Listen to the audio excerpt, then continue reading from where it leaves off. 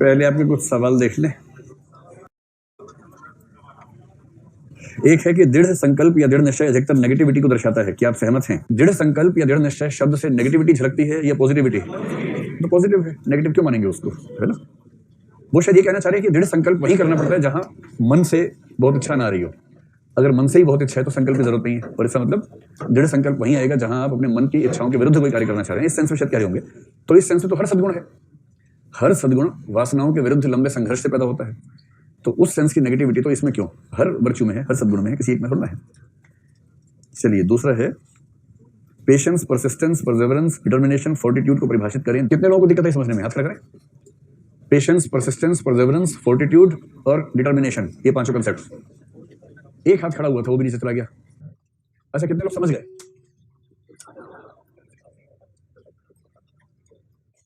अच्छा सर जल्दी से बताओ, मैं 5 वाक्य बोलूंगा, आपको बताना किसके बारे में, ठीक है? पहला, संघर्ष के समय या यदि उद्देश्य लंबा हो, लक्ष्य दूरस्थ हो, तो यह विश्वास बनाए रखना कि एक ना एक दिन सही समय आएगा जब हम लक्ष्य को हासिल कर लेंगे। क्या है?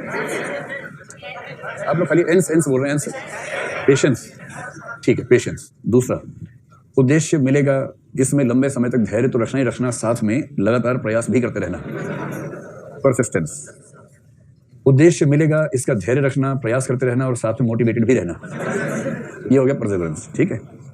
फिर अपने उद्देश्य को हासिल करना ही करना है, मन के स्तर पर यह भाव होना, डिटर्मिनेशन। तो डिटर्मिनेशन मानसिक स्थिति है, वो फिजिकली या रियल लाइफ में आएगी या नहीं आएगी बात की बात है, लेकिन मन के स्तर पर जब वो आएगी तो उसको हम डिटर्मिनेशन कहेंगे। पांचवा और अंतिम, अब एक ही ऑप्शन बचा है, एक ही वाक्य बचा है। तो हो सकता है कि समय लंबा लगे किंतु उद्देश्य हासिल हो ही जाएगा। पेशेंस है, ठीक। इसके लिए बड़ा अच्छा अनुवाद किसी ने भेजा आज। क्या फोर्टिट्यूड को जुझारूपन कह सकते हैं? एकदम कह सकते हैं, यही कहना चाहिए। तो आप लिखिए फोर्टिट्यूड के सामने जुझारूपन, जूझने से बना है, विषम परिस्थितियों में जूझना जो है, तो उसको जुझारूपन कह सकते हैं। ऑब्जेक्टिविटी है, न्यूट्रलिटी नहीं है, न्यूट्रलिटी है, ऑब्जेक्टिविटी नहीं है, दोनों है, दोनों नहीं है। एक बार भागते भागते समझ लीजिए। ऑब्जेक्टिविटी का मतलब है किसी विषय का अध्ययन करते समय अपनी व्यक्तिगत धारणाओं से प्रभावित न होना, तथ्यों, तर्कों और प्रमाणों को आधार बनाना, ठीक। न्यूट्रलिटी का मतलब है कि किसी विवाद के मुद्दे पर इंडिविजुअली, सामान्य बात चल रही है, किसी एक के पक्ष में न होना, दोनों पक्षों के प्रति बराबरी का भाव रखना, उसको बोलते हैं तटस्थता या न्यूट्रलिटी। स्पष्ट एकदम। अब सवाल है कि इन दोनों का आपस का लिंक कैसा होगा? सामान्य स्थिति है कि जो व्यक्ति न्यूट्रल है वो ऑब्जेक्टिव हो, इसमें कोई किंतु परंतु नहीं है। और जो व्यक्ति ऑब्जेक्टिव है, चांसेस हैं कि किसी नए मुद्दे पर जब भी वो शुरुआत करेगा न्यूट्रलिटी से ही करेगा, तो इसमें तो कोई समस्या है नहीं।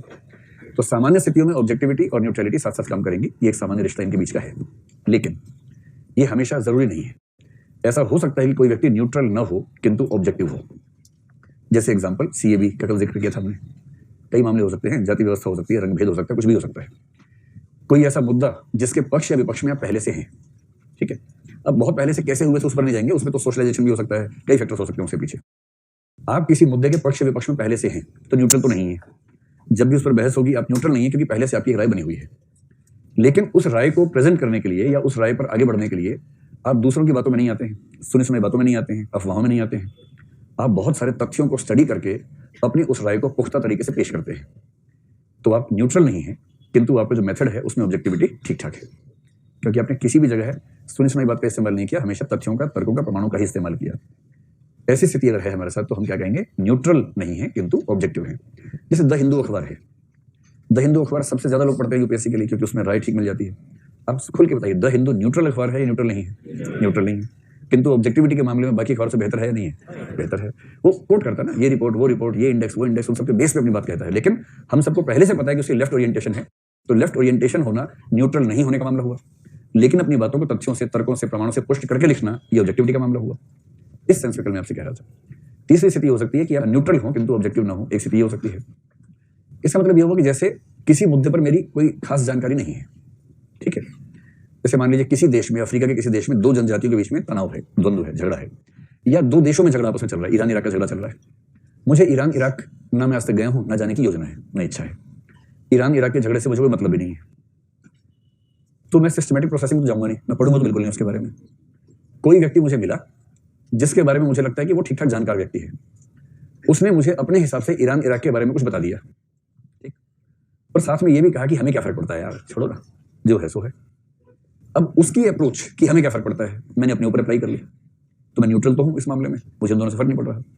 लेकिन मैंने जो राय बनाई है उसमें ऑब्जेक्टिविटी का इस्तेमाल नहीं किया, उसमें मैंने एक व्यक्ति की सुनी सुनाई बातों का ही इस्तेमाल कर लिया। यह स्थिति बहुत कम मामलों में होती है। हम न्यूट्रल ना हो किंतु ऑब्जेक्टिव हो, ये तो बार बार हो सकता है। हम न्यूट्रल हो पर ऑब्जेक्टिव ना हो, ये रेयरली होता है। जैसे इस सिचुएशन में हम समझ पा रहे हैं, तो ऐसा असंभव नहीं है, ऐसी संभावना बन सकती है। बत्ती जल गई, जल ही गई है, सिर्फ हल्की सी जली, ठीक है। चलो, आपने कहा कि आईएएस लड़के ने लड़की को शादी का वादा किया, बाद में कुछ और हो गया, उसके ऊपर आरोप लगा। अगर ये स्थिति उल्टी होती तो क्या होता? क्या वही धाराएं उस लड़की पर लगती जो लड़के पर लगी? क्या वही सजा लड़की को भी मिलती? हाँ, कोई बड़ी बात नहीं है। अभी तक भारतीय कानून के हिसाब से बलात्कार का मामला लड़कों के विरुद्ध इस्तेमाल करने का स्कोप है नहीं। लेकिन हाँ, अब अगर आप सोडोमी को उसमें बीच में ले आते हैं, यानी कि जो ये एलजीबीटी वाला मामला है, अगर उसको भी बीच में जोड़ लेते हैं, तो ऐसी संभावना हो सकती है। लेकिन सामान्यतः रेप जैसे आरोप तो नहीं लग पाएंगे, लेकिन बाकी लग सकता है, छल का लग सकता है, छल कपट प्रपंच वो सब आरोप लग सकते हैं, उसमें कोई दिक्कत नहीं है। तो यदि कोई लड़का ऐसी स्थिति का मारा हो तो जरूर उसका इस्तेमाल करें, चिट्ठियों को प्रमाण के रूप में मंत्री को भेजें और बताए कि जमाना कितना बदल गया है, देख तेरे इंसान की हालत क्या हो गई भगवान, ऐसे करके जरूर लिखें। ठीक है, ऐसे एग्जाम्पल भी सेट होने चाहिए, रिवर्स वाले भी। ऐसा थोड़ा ना कि धोखा देने का काम केवल पुरुषों का है, रिवर्स भी होता है, इसमें क्या दिक्कत है? क्वेश्चन मिल गया आप लोगों को, लिस्ट मिल गई ना? ठीक है, तो जो 4-5 वैल्यूज बची हैं उनको जल्दी से करते हैं और फिर देखते हैं कि आप सारे प्रश्न कर पा रहे हैं कि नहीं कर पा रहे हैं। अब जो वैल्यूज का अगला वर्ग है उसमें एक वैल्यू का नाम है कमिटमेंट। इस वर्ग में जो बाकी वैल्यूज हैं उनमें से एक है डेडिकेशन टू पब्लिक सर्विस, और एक है करेज ऑफ कन्विक्शन, और एक है स्पिरिट ऑफ सर्विस। इन चार को एक साथ लेंगे। सबसे पहले कमिटमेंट को लेते हैं। कमिटमेंट के लिए हिंदी में क्या शब्द होता है?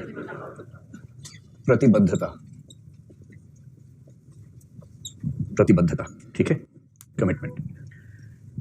तो प्रतिबद्धता के मामले में इसको समझने का सबसे अच्छा तरीका है कि हिंदी के शब्द को 2 हिस्सों में बांट दीजिए, तो बात समझ में आ जाएगी। इसका शुरुआती हिस्सा या उपसर्ग जैसा है प्रति, और दूसरा है बद्धता। इसी से बात समझ में आ जाएगी क्या है। तो कमिटमेंट क्या है? प्रतिबद्धता है।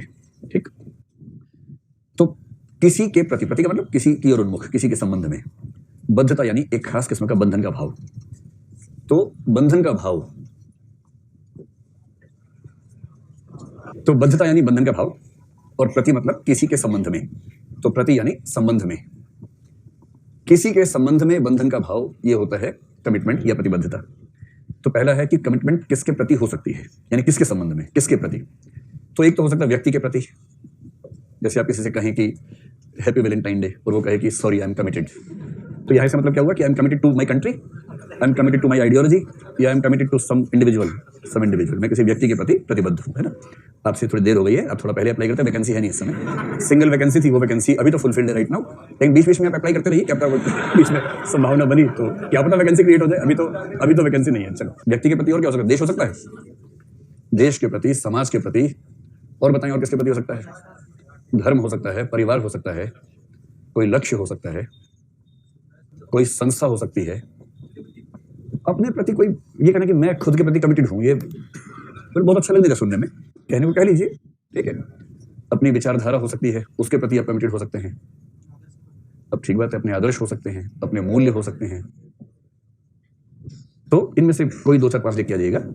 किसी व्यक्ति, देश, समाज, धर्म, परिवार, लक्ष्य, संस्था, विचारधारा, आदर्श या मूल्य, इनमें से किसी के प्रति बंधन का भाव। अब बंधन का भाव क्या है? बद्धता क्या है? देखो, बंधन शब्द सुनते ही एक छवि आती है, नकारात्मक छवि। जैसे लोग कहते हैं अरे यार बंध गए हम तो, जब तक नहीं बंधे थे छुट्टे बैल से कितना अच्छा था, अब तो बंध गए। ठीक है, तो बंधन शब्द से लगता है कि नेगेटिव इमेज उसमें आ रही है, पर यहां जो बद्धता है उसमें नेगेटिविटी नहीं है, ये सकारात्मक भाव है।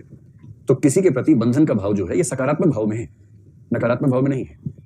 और इस सकारात्मक भाव में क्या क्या होता है? जब हम कहते हैं कि मैं कमिटेड हूं किसी विचार के प्रति, किसी आदर्श के प्रति, इसका मतलब क्या है? पहली बात, मैं सकारात्मक रूप से कमिटेड हूं, मजबूरी में नहीं, इच्छा के साथ हूं। दूसरी बात, ये केवल संज्ञान का मामला है या सिर्फ भावनाओं का मसला भी आता है? तो एक तो ये कि भाव है, भावनाओं का मसला है। और इस भाव में क्या क्या निहित है? एक तो निहित है निष्ठा, निष्ठा का संबंध है, विश्वास का संबंध है। इसका मतलब यदि मैंने किसी से कोई वायदा किया है तो उस वायदे के विरुद्ध किसी और से वायदा या क्रिया नहीं कर सकता, यदि वायदा किया हुआ है। अगर मैंने किसी दोस्त को वायदा किया है कि मैं उसकी बात किसी और को नहीं बताऊंगा, तो फिर मैं उसकी बात कैसे बता सकता हूँ किसी को, है ना। एक बहुत प्रसिद्ध जोक है व्हाट्सएप वाला, एक बार किसने भेजा, उसने कहा मेरी माँ ने कहा था कि बेटा एक बात ऐसी बता रही जो किसी को बताना मत। तो दूसरे ने पूछा क्या? बोला फिर वही बात, किसी को नहीं बताना कहा था ना, कैसे बताऊं? जब माँ ने वायदा लिया था कि बेटा किसी को बताना मत, और आप कह रहे हैं क्या, कैसे बताएं?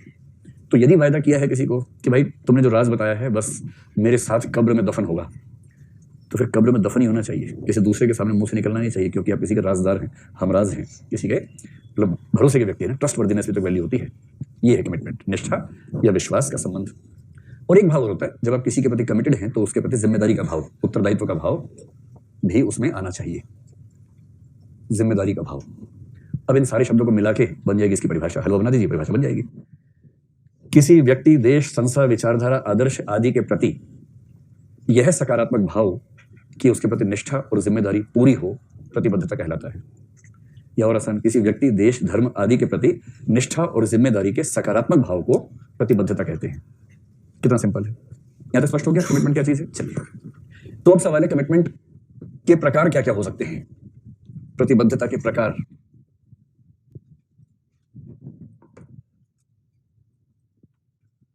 तो आप कह सकते हैं कि इसके 2 या 3 प्रकार माने जा सकते हैं। कुछ लोग कहते हैं कि 2 प्रकार हैं, कुछ कहते हैं कि 3 है, कुछ कहते हैं कि अनंत प्रकार हैं। जितने बनाने बना लीजिए, क्या फर्क पड़ता है। एक होती है व्यक्तिगत प्रतिबद्धता, पर्सनल कमिटमेंट। जब आप किसी चीज के प्रति अपने स्तर पर कमिटेड है, आपका समाज, आपके सिस्टम, आपकी कंपनी, आपकी नौकरी आपसे ऐसा नहीं उम्मीद कर रही, आप खुद महसूस करते हैं कि मुझे कमिटमेंट रखनी चाहिए, तो वो व्यक्तिगत प्रतिबद्धता है। एक होती है सोशल कमिटमेंट। सोशल में हम कल्चरल, पॉलिटिकल सब कमिटमेंट्स को शामिल कर सकते हैं। कुछ लोग कहते हैं कि सामाजिक प्रतिबद्धता भी अंततः व्यक्तिगत प्रतिबद्धता ही होती है, तो उसको अलग से क्या मानना, लेकिन कुछ लोग मानते हैं। और तीसरी होती है व्यावसायिक प्रतिबद्धता, यानी कि प्रोफेशनल कमिटमेंट।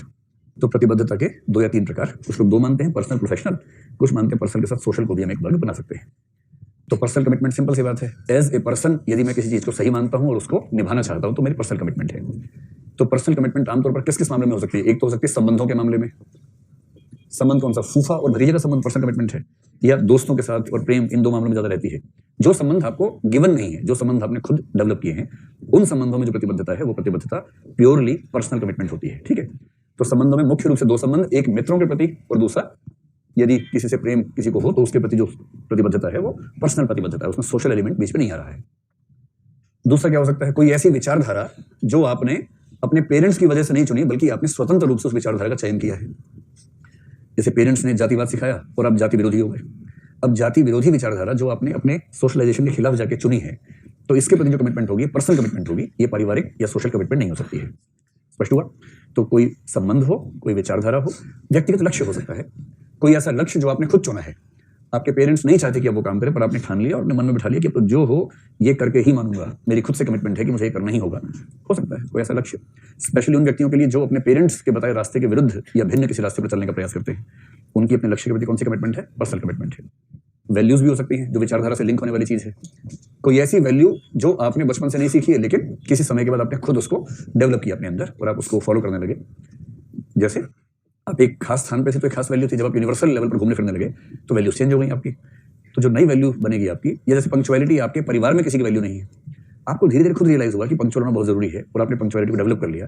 तो पंक्चुअलिटी के प्रति आपकी कमिटमेंट आपका परिवार नहीं कह रहा, आपसे समाज नहीं कह रहा, आप खुद अपने आप से कह रहे हैं कि मुझे ऐसा करना है, तो ये पर्सनल कमिटमेंट फॉर पंक्चुअलिटी यहाँ पर हो गई। स्पष्ट है पूरी बात। तो वह कमिटमेंट जिसके लिए हम पर ना समाज का दबाव है, ना संगठन का दबाव है, हमारी अपनी अंतरात्मा का ही दबाव है। अंतरात्मा शब्द पाठ्यक्रम में आगे चल के आएगा, आप चाहें तो यहीं पर नोट कर लें। जिन विषयों पर हमारी अंतरात्मा दबाव बनाती है कि हमें प्रतिबद्ध होना चाहिए, उसको बोलते हैं पर्सनल कमिटमेंट। अंतरात्मा मतलब शुद्ध रूप से व्यक्तिगत स्तर की बात मैं कर रहा हूं। सामाजिक प्रतिबद्धता का मतलब है आमतौर पर हम जिस समाज में हैं उस समाज से जुड़े जो पक्ष हैं उनके प्रति जो हमारी कमिटमेंट है वो सामाजिक प्रतिबद्धता है।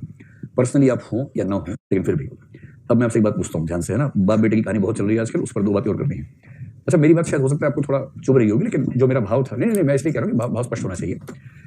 आमतौर पर अभी के समाज में जो पिता है वो अपने बच्चों की जिम्मेदारी पूरी उठाता है और जिम्मेदारी उठाने को लेकर खुश भी रहता है। वो चाहता है कि उसका बच्चा बहुत सफल हो जीवन में, बेहतर जीवन जिए, उसके लिए जो करना पड़ेगा वो त्याग भी करेगा। मैं जो बार बार कहता हूँ ये कि उस त्याग में, उस जिम्मेदारी के एहसास में इमोशंस का वो कंटेंट नहीं होगा, इंटेंसिटी नहीं होगी जो इमोशनल इंटेंसिटी माँ के प्यार में होगी। अब मैं आपसे बात पूछता हूँ, ईमानदारी से बताइएगा, ठीक है। जो लड़के हैं उनसे सवाल है, आप लोगों को अपने पिता के साथ आजकल संबंध ठीक चल रहा है या बस ठीक ही चल रहा है ना? चलो मैं फिर से हाथ खड़ा करवाता हूँ। कितने लोग मानते हैं कि बस ठीक ही चल रहा है? ईमानदारी से हाथ खड़ा करो, शर्मा। तो वो ठीक ही वाला मामला है। और कितने लोगों को, मतलब जैसे ऐसे कितने लड़के हैं जो घर जाते पापा के साथ 3-4 घंटे गुजारते, पापा बड़ा मजा आ गया आपके साथ, बहुत मजा आता है आपके साथ, ऐसे वाले बच्चे कितने हैं? अच्छी संख्या है। और ऐसे कितने बच्चे हैं जो घर पे जाते पापा से 10-12 मिनट बात कर ली, बाकी दूर ही रहते हैं उनसे, थोड़ा सा डिस्टेंस मेंटेन करते हैं। लगभग ये वाली संख्या 1/3 के आसपास होगी, वो वाली संख्या 2/3 है। ये जो डिस्टेंस है ये समय के साथ कम होगा या और बढ़ेगा? कम होगा, ये बढ़ेगा। आप अगर कम करने का प्रयास भी करेंगे, हाँ, कम करने का प्रयास करेंगे तो भी कम होने वाला है नहीं, ये आगे चल के और बढ़ने वाला है। और जिस दिन बेटा, अभी तो आप में से अधिकांश लोग कमाते नहीं होंगे, पेरेंट्स पे डिपेंडेंट होंगे अधिकांश लोग, कुछ को छोड़ के। आप में से 80-90% लोग अपने पेरेंट्स पे डिपेंडेंट, ठीक बात है ना ये बात। जिस दिन आप कमाने लग गए और गलती से आपकी नौकरी अपने पापा से अच्छी नौकरी हो गई, उस दिन से देखना डिस्टेंस कैसा होता है। फिर वो डिस्टेंस चेतना के सर पे, भावना के सर पे वो व्यक्त होना शुरू होगा। और ऐसे में समझदार पिता धीरे धीरे खुद को बैकफुट पे ले आते हैं। जैसे घर के अंदर फैसला करना, पहले बाप का बोलता है यही होगा, बेटा दांत पीस लेता है, पर क्या करे, एटीएम पापा है, क्या करें। और जिस दिन वो कमाने लगता है ना, समझदार पिता उस दिन से बैकफुट पे आ जाता है। बेटा बोलता है ये होगा, बेटा बोलता है एकदम ठीक कह रहा है मेरा बेटा, एकदम ठीक कह रहा है। ये सबसे समझदार एस्केप रूट होता है पिताओं के लिए। जब उनका साम्राज्य का मतलब वो समय आ जाता है, तो उसके बाद वो अपने घर में एक खास तरीके से बैकफुट पे आके काम करते हैं। सबके साथ होगा ना, आपके साथ भी होगा, 30-35 साल के बाद आपके साथ भी होगा, सबके साथ होगा, मेरे साथ थोड़ा पहले हो जाएगा, होना सबके साथ है। लेकिन अब मैं इससे जुड़ी हुई एक बात आपसे पूछना चाह रहा हूँ। जैसे एक उम्र के बाद आपका अपने पिता से, मैं लड़कों से बात करूँ, लड़कियों के लिए पिता से संबंध उतना ही इमोटिव रहे, स्वाभाविक बात है। नैन्सी कोडोरो का थीसिस पढ़ेंगे, उसमें उस सारे प्रश्न के उत्तर मिल जाएंगे। मैं किसी पौराणिक और आख्यान की बात नहीं कर रहा हूँ, मैं रिसर्च की बात कर रहा हूँ। मैं असली जो बात कहना चाह रहा हूँ, ये पूछना चाह रहा हूँ, आपका अपने पिता से संबंध अच्छा नहीं रहेगा, अमूमन ये बात मान के चलिए। अच्छा मतलब आप बहुत एंजॉय नहीं करेंगे कंपनी उनकी, क्योंकि वो कुछ कहेंगे आप स्वीकार नहीं करना चाहेंगे, ज्ञान लेने के मूड में आप नहीं होंगे एकदम, वो ज्ञान दिए बिना रह नहीं पाएंगे। इमोशंस की बात उनको करनी आती नहीं है, ना आपको करनी आती है आपको कहीं और कर लेते हैं, उनसे नहीं कर पाएंगे। बाप बेटा इमोशन की बातें करें, ये हमारे समाज में नहीं हो पाता आमतौर पर, है ना। माँ से कर लेंगे, बाप से नहीं कर पाएंगे। लेकिन आपके पिता को कोई संकट आए, आप उनके संकट को दूर करने के लिए एड़ी चोटी का जोर लगाएंगे, नहीं लगाएंगे? लगा देंगे। मोहब्बत नहीं करेंगे, चिंता करेंगे, केयर करेंगे। और आपके मन में यह भी आएगा कि उन्होंने जितना संघर्ष मेरे लिए किया, अब मैं उसकी एक एक पाई चुका दूं, मतलब सांकेतिक रूप में उनको ये महसूस हो कि उन्होंने बेटे पर इतनी मेहनत करके अच्छा किया, बेटी पर मेहनत करके इतना अच्छा किया। ये है कमिटमेंट, है जहां इमोशंस बहुत ज्यादा आपके नहीं, पर कमिटमेंट तो है ही, जबरदस्त कमिटमेंट है। और अपने पेरेंट्स की चिंता करना केवल पर्सनल मामला नहीं है, उसमें सोसाइटी ने आपको जो सिखाया बचपन से पेरेंट्स की वैल्यू, वो भी एक पक्ष है। तो अंतर करना है, प्रेम अलग चीज है, कमिटमेंट अलग चीज है। कहीं कहीं मिक्स होती है, कहीं कहीं मिक्स नहीं भी होती है। जैसे पिता को लेकर प्रतिबद्धता बहुत ज्यादा रहेगी, प्रेम वैसा नहीं होगा, उतनी सहजता नहीं होगी। लेकिन ये चिंता कि उनको दिक्कत ना हो, इसके लिए आप दुनिया की हर जो चुनौती है उसको झेलने को तैयार होंगे कि उनको दिक्कत नहीं होनी चाहिए। इनके साथ बैठेंगे तो दिक्कत आपको हो जाएगी, पर उनको दिक्कत नहीं होनी चाहिए, ये भाव रहेगा। और ये कॉन्ट्राडिक्शन एक उम्र के बाद पुरुषों के जीवन में दुनिया भर में, केवल भारत की बातें चली, दुनिया भर का फिनोमेना है, दिखाई पड़ता है। तो सोशल कमिटमेंट का बेसिक मतलब है आपके परिवार ने, समाज ने जिन चीजों के प्रति आपको प्रतिबद्ध होना सिखा दिया है, यदि उनको लेकर आप कमिटेड हैं तो सोशल कमिटमेंट से। जैसे कोई परंपरा है, आप उसको फॉलो करना चाहते हैं, कोई प्रथा है, कोई सामाजिक मूल्य है, रीति रिवाज है जो समाज के सब लोग मानते हैं, इसलिए आप भी मानते हैं। तो सामाजिक परंपराओं, प्रथाओं, मूल्यों या सोशल गुड कहते हैं, जो समाज के लिए अच्छा है, सामाजिक हित कोई है, कोई सामाजिक हित का कार्य है, उसके प्रति आप कमिटेड हैं अगर, तो ये सब हम कहेंगे कि, और वो सिर्फ इसलिए नहीं कि आपका मन कह रहा है, क्योंकि आप उस समाज का हिस्सा है और उस समाज के हर व्यक्ति से उम्मीद की जाती है, तो आप भी समाज का हिस्सा होते हुए चाहते हैं कि एक सामाजिक रूप से सजग व्यक्ति के रूप में आप देखें समाज में, इसलिए कमिटमेंट्स हो जाती है। मसलन अभी जो सीएए का विरोध करने वाले लोग हैं, उनमें से अधिकांश लोगों की पर्सनल कमिटमेंट है उसके विरोध में, या सोशल कमिटमेंट की वजह से? सोशल कमिटमेंट है। भाई हमारी कौम को ऐसा लगता है खतरा है, तो मैं कौम के साथ हूँ। पढ़ा उसने भी नहीं है, मैंने भी नहीं पढ़ा है। और इधर दूसरे ग्रुप को हमारे धर्म के लिए फायदे की बात है, सबको लगता है, तो मुझे भी लगता है। पढ़ा इन्होंने भी नहीं है, मैंने भी नहीं पढ़ा है। तो जिन्होंने नहीं पढ़ा और जिन्होंने नहीं पढ़ा, उनका झगड़ा सड़क पर चल रहा है। ये होता है, ऐसा ही हर समाज में। तीसरा है व्यावसायिक प्रतिबद्धता, प्रोफेशनल कमिटमेंट। प्रोफेशनल कमिटमेंट का मतलब क्या होता है, किस किस के प्रति? देखिए, प्रोफेशनल कमिटमेंट का एक तो मतलब होता है क्लाइंट के प्रति। जो व्यक्ति क्लाइंट है, सेवार्थी है, सेवार्थी बोलेंगे ना, उपभोक्ता भी कह सकते हैं। क्लाइंट का सही अनुवाद सेवार्थी होता है, लाभार्थी बेनिफिशियरी का होता है। क्लाइंट के लिए सेवार्थी शब्द ज्यादा प्रचलित है। तो उपभोक्ता कंज्यूमर के लिए है, ग्राहक कस्टमर के लिए है, तो क्लाइंट के लिए सबसे सटीक शब्द सेवार्थी जो मैं जानता हूं वही है। एक तो क्लाइंट्स के प्रति जो हमारी जिम्मेदारियां बनती हैं, वो सारी जिम्मेदारियां क्लाइंट के प्रति क्या जिम्मेदारी बन सकती है? एक बन सकती है कि जो सेवा का आपने वायदा किया है, गुणवत्ता का वायदा किया है, वो बन सकती है। दूसरी आप कह सकते हैं कि उसकी निजता, यदि आपके प्रोफेशन से उसका लिंक बनता है तो उसके प्रति बन सकती है। जैसे कोई वकील है, सीए है, साइकेट्रिस्ट है, डॉक्टर है, उसे अपने प्रोफेशनल काम करते समय क्लाइंट के बारे में ऐसी कई सूचनाएं मिल जाती हैं जो यदि उसने बाकी लोगों को दे दी तो उसका जीवन चौपट हो जाएगा। तो वो सूचनाएं सुनी देनी है, संभालनी है। तो ये हुआ व्यावसायिक प्रतिबद्धता का एक पक्ष। दूसरा है जो उस प्रोफेशन का कोड ऑफ एथिक्स है। कोड ऑफ एथिक्स के लिए हिंदी शब्द क्या है? नीति संहिता। और दूसरा होता है कोड ऑफ कंडक्ट, आचरण संहिता। ये दोनों टॉपिक नंबर 6 या 7 में आएंगे आपके सामने। कोड ऑफ एथिक्स और कोड ऑफ कंडक्ट जो उस प्रोफेशन का है, उसके प्रति मोटे तौर पर रूल्स रेगुलेशंस ही होते हैं इसमें। तो उस व्यवसाय विशेष के जो रूल्स रेगुलेशंस माने जाते हैं, उनके प्रति हमारी जो कमिटमेंट है वो व्यावसायिक प्रतिबद्धता है। तो हर व्यक्ति के जीवन में इन 3 प्रकार की कमिटमेंट्स किसी न किसी मात्रा में दिखती हैं, ये आप कह सकते हैं। अब व्यावसायिक का ही एक छोटा हिस्सा हो जाएगा सिविल सेवा, क्योंकि सिविल सेवा एक व्यवसाय है, एक प्रोफेशन है। तो सिविल सेवा के स्तर पर इसकी व्याख्या कैसे करें? तो सिविल सेवा की कमिटमेंट, जी हाँ हो सकता है, लेकिन जो व्यक्ति कमिटेड है किसी प्रथा के प्रति, वो उस प्रथा को ठीक मान के उसके प्रति जुड़ता है। मतलब पॉजिटिव है कि नेगेटिव है, हम ऑब्जेक्टिविटी में बात नहीं कर रहे। अच्छा ये बताओ, कोई डकैत है बहुत बड़ा, वीरप्पन टाइप का आदमी है, वीरप्पन की पत्नी की अपने पति के प्रति कमिटमेंट है कि नहीं है? और वीरप्पन आज बहुत दिन बाद घर आया और उसने कहा कि आज 17 आदमी मार के आया हूँ, बहुत अच्छा फील कर रहा हूँ, बढ़िया चिकन बना दे, खाना खाएंगे आज मिलके हम। चिकन बनाया, पत्नी ने खूब मिलके खाना खाया। पत्नी के पास फोन रखा है, उसको पुलिस का नंबर पता है, क्या उसको पुलिस को फोन कर देना चाहिए या नहीं करना चाहिए? अगर वो नहीं करेगी तो भी उसका वीरप्पन के प्रति जो भाव है कमिटमेंट का, वो सकारात्मक है या नहीं है? आप जो कह रहे हैं वो ये कि वो व्यक्ति तो बुरा है, मैं कह रहा हूं कि जो भाव है उस भाव में सकारात्मकता होनी चाहिए, मजबूरी का भाव नहीं आना चाहिए। अपनी खुशी से कोई व्यक्ति प्रतिबद्ध है तो हम कहेंगे प्रतिबद्धता है, मजबूरी में नहीं होना चाहिए। तो सिविल सेवक की प्रतिबद्धता या सिविल सर्वेंट्स जो कमिटमेंट है, वो कमिटमेंट किसके प्रति होनी चाहिए, किसके प्रति नहीं होनी चाहिए? निष्ठा और प्रतिबद्धता में क्या अंतर है? निष्ठा है फेथफुलनेस, फेथफुलनेस, प्रतिबद्धता है कमिटमेंट। अंतर देखना ही तो मेरे ख्याल से फेथफुलनेस का मतलब है कोई ऐसा कार्य न करना जो ईमानदारी के विपरीत हो किसी रिश्ते में, ठीक है? निष्ठा है, इसमें क्या दिक्कत है? उसे उसकी अपनी पति के प्रति निष्ठा है, पति खूनी हत्यारा तो क्या हो गया? उसकी निष्ठा पति के प्रति है, उसकी पर्सनल कमिटमेंट है अपने पति के प्रति, सोशल कमिटमेंट भी है। उसकी मां ने सिखाया था कि बेटा पति भगवान होता है, परमेश्वर होता है, पति की बात मानना। परमेश्वर 17 हत्या कर ही सकता है, भगवान शिव रोज करते हैं, उसका पति भी करता है, इसमें क्या दिक्कत है उसको? उसी कमिटमेंट में कहां कोई दिक्कत आ रही है ना?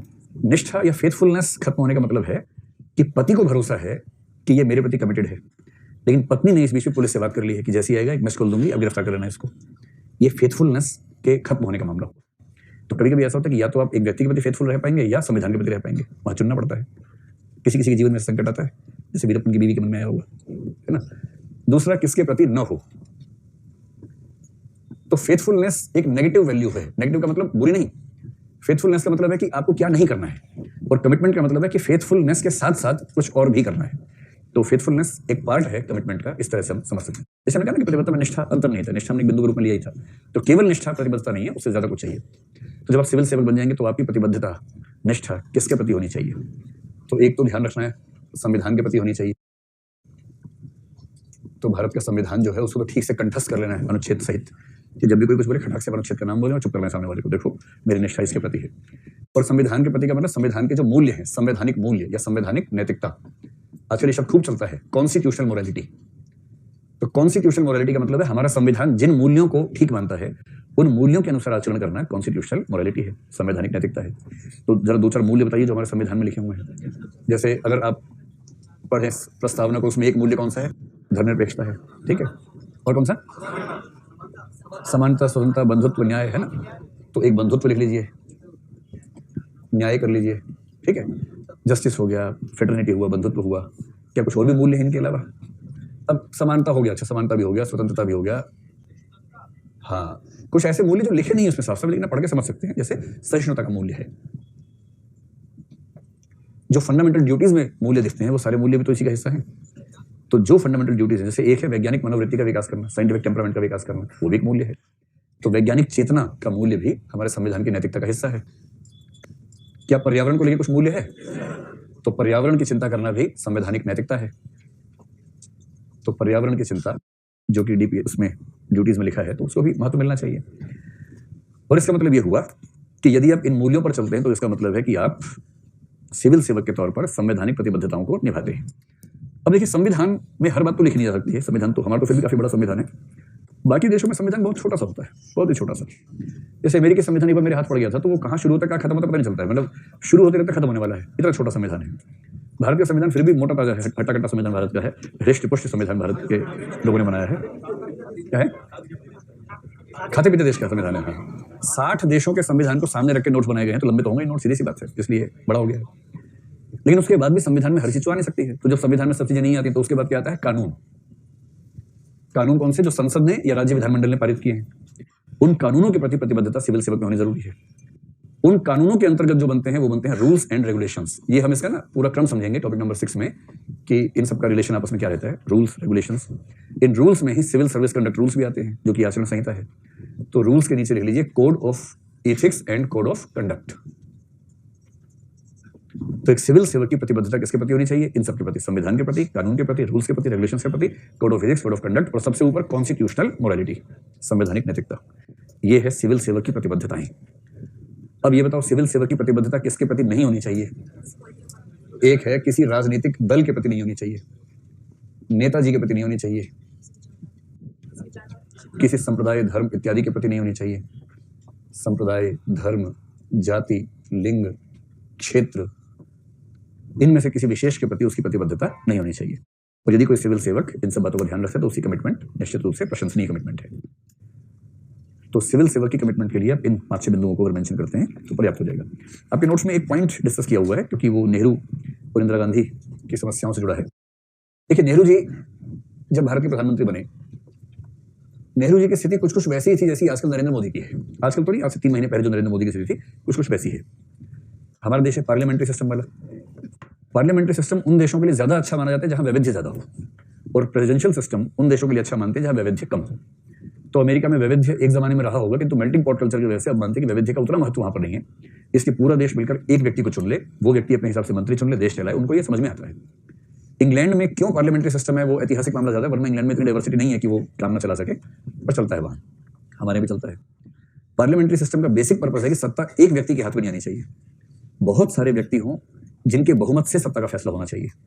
और प्रेसिडेंशियल सिस्टम का मूल आधार है कि सत्ता एक व्यक्ति के हाथ में आनी चाहिए। हालांकि उनका मैकेनिज्म ये है कि एग्जीक्यूटिव के साथ जुडिशरी और लेजिस्लेचर का सेपरेशन ऑफ पावर्स और म्यूचुअल इंटरडिपेंडेंस इतनी हो कि कोई एक व्यक्ति तानाशाह न बन सके, वो उनका अमेरिकन मैकेनिज्म है। स्वाधीन भारत के इतिहास में 4 प्रधानमंत्रियों को यह मौका मिला कि संसदीय पद्धति में भी एक व्यक्ति पूरी सत्ता अपने हाथ में लाने में कामयाब हो गया।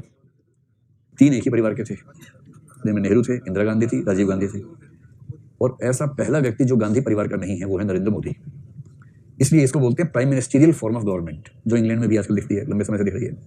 जब मार्गरेट थैचर थी इंग्लैंड की प्रधानमंत्री, इंदिरा गांधी की समकक्ष थी, दोनों सहेलियां भी थी, तो उस समय भी लगता था कि पूरा इंग्लिश कॉन्स्टिट्यूशन थैचर के हाथ में। वहां तो दिक्कत ये भी ना, वहां राष्ट्रपति या जो राजा है उसकी तो पावर है नहीं। 1688 से 2019 तक ये हो गए कितने, लगभग 331 साल हो गए। 331 सालों में एक बार भी ऐसा नहीं हुआ कि किसी मंत्री ने कोई सिफारिश भेजी हो और राजा ने साइन ना किया हो। पुनर्विचार भी नहीं करवा सकता है, यहाँ तो पुनर्विचार का ऑप्शन है बहुत सारा, ना किसी बिल पे पुनर्विचार करवा सकता है, ना किसी सिफारिश पे कर सकता है, ना किसी ऑर्डर पे कर सकता है। जो मंत्री ने भेज दिया उसे चुपचाप साइन करना है, उसकी इतनी ही हैसियत है इंग्लैंड में इस समय। राष्ट्रपति है नहीं, सुप्रीम कोर्ट वहां था ही नहीं, अभी 9 साल पहले तो था ही नहीं, अब जाके बनाया है, किंतु उसकी वैल्यू कुछ नहीं है क्योंकि सुप्रीम कोर्ट के जजेस हाउस ऑफ लॉर्ड्स के मेंबर हैं, संसद के मेंबर सुप्रीम कोर्ट के जज होते हैं वहां पर। हाउस ऑफ लॉर्ड्स की अपनी हैसियत क्या है, विधान परिषद जैसी है। हाउस ऑफ कॉमन्स ने बिल पास किया, उनको भेजा, वहां साइन नहीं हुआ, फिर से पास कर दिया, फाइनल हो गया। अगर हाउस ऑफ कॉमन्स किसी बिल को 2 बार पास कर दे तो हाउस ऑफ लॉर्ड्स को बाईपास कर सकता है। सारी शक्ति हाउस ऑफ कॉमन्स के पास है, और वहां स्पेशल मेजोरिटी है ही नहीं क्योंकि लिखित संविधान है नहीं उनके पास। लिखित संविधान नहीं है, इससे संविधान संशोधन नहीं होता है।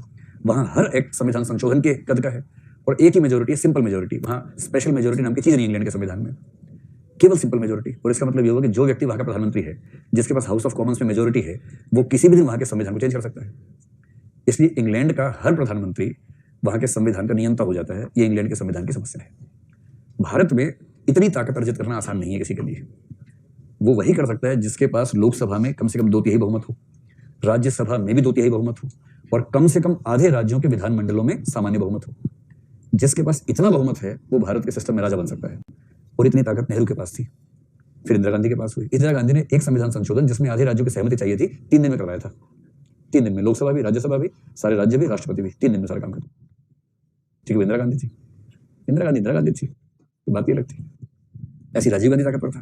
नरेंद्र मोदी उतने तो नहीं, लेकिन लगभग उतने ताकतवर इस समय है, क्योंकि लोकसभा उनकी मुट्ठी में है, राज्यसभा भी इतनी मुट्ठी में है कि जिस दिन जरूरत पड़ती है मुट्ठी में आ जाती है। सीबीआई भी तो है ना, तो मैनेज हो जाता है, कोई खास दिक्कत नहीं आती। आधे राज्यों के विधानमंडल मैनेज नहीं होते तो उत्तर पूर्व के सारे राज्य मैनेज कर लिए। उत्तर पूर्व में कितने होते, 10 विधायक है, अमित शाह एक बार गए 10 वहां गए। अमित शाह ने डायरेक्ट डेमोक्रेसी की नई परंपरा शुरू की है कि हमारी पार्टी के लोग इलेक्शन लड़े जीते, इसके बदले जो इलेक्शन लड़े जीते वो पार्टी में आ जाए। तो भाई कुल मिला के अंततः पार्टी के लोग सत्ता में होने चाहिए। डायरेक्ट डेमोक्रेसी, इतनी मेहनत क्या करनी इसके लिए? आप जो जीत गए उन्हीं को ले आओ पार्टी में, लंबी मेहनत क्यों करें? उत्तर पूर्व जहां के लोग ठीक से हिंदी नहीं जानते, यहाँ का मिजाज नहीं समझते हैं, उत्तर पूर्व के लगभग सब राज्यों में बीजेपी सरकार चल रही है इस समय। और उससे फायदा क्या होता है? संविधान संशोधन करने 7 वहां से आ रहे, कुल कितने चाहिए? 28 से 15 चाहिए, कम से कम आज ना 14-15 चाहिए, 8 वहीं से आ गए, 6-7 मैनेज हो जाते हैं। अब हाथ से निकल रहे अलग बात है, लेकिन कुछ दिन पहले तो थे सारे के सारे, क्या दिक्कत है उनको?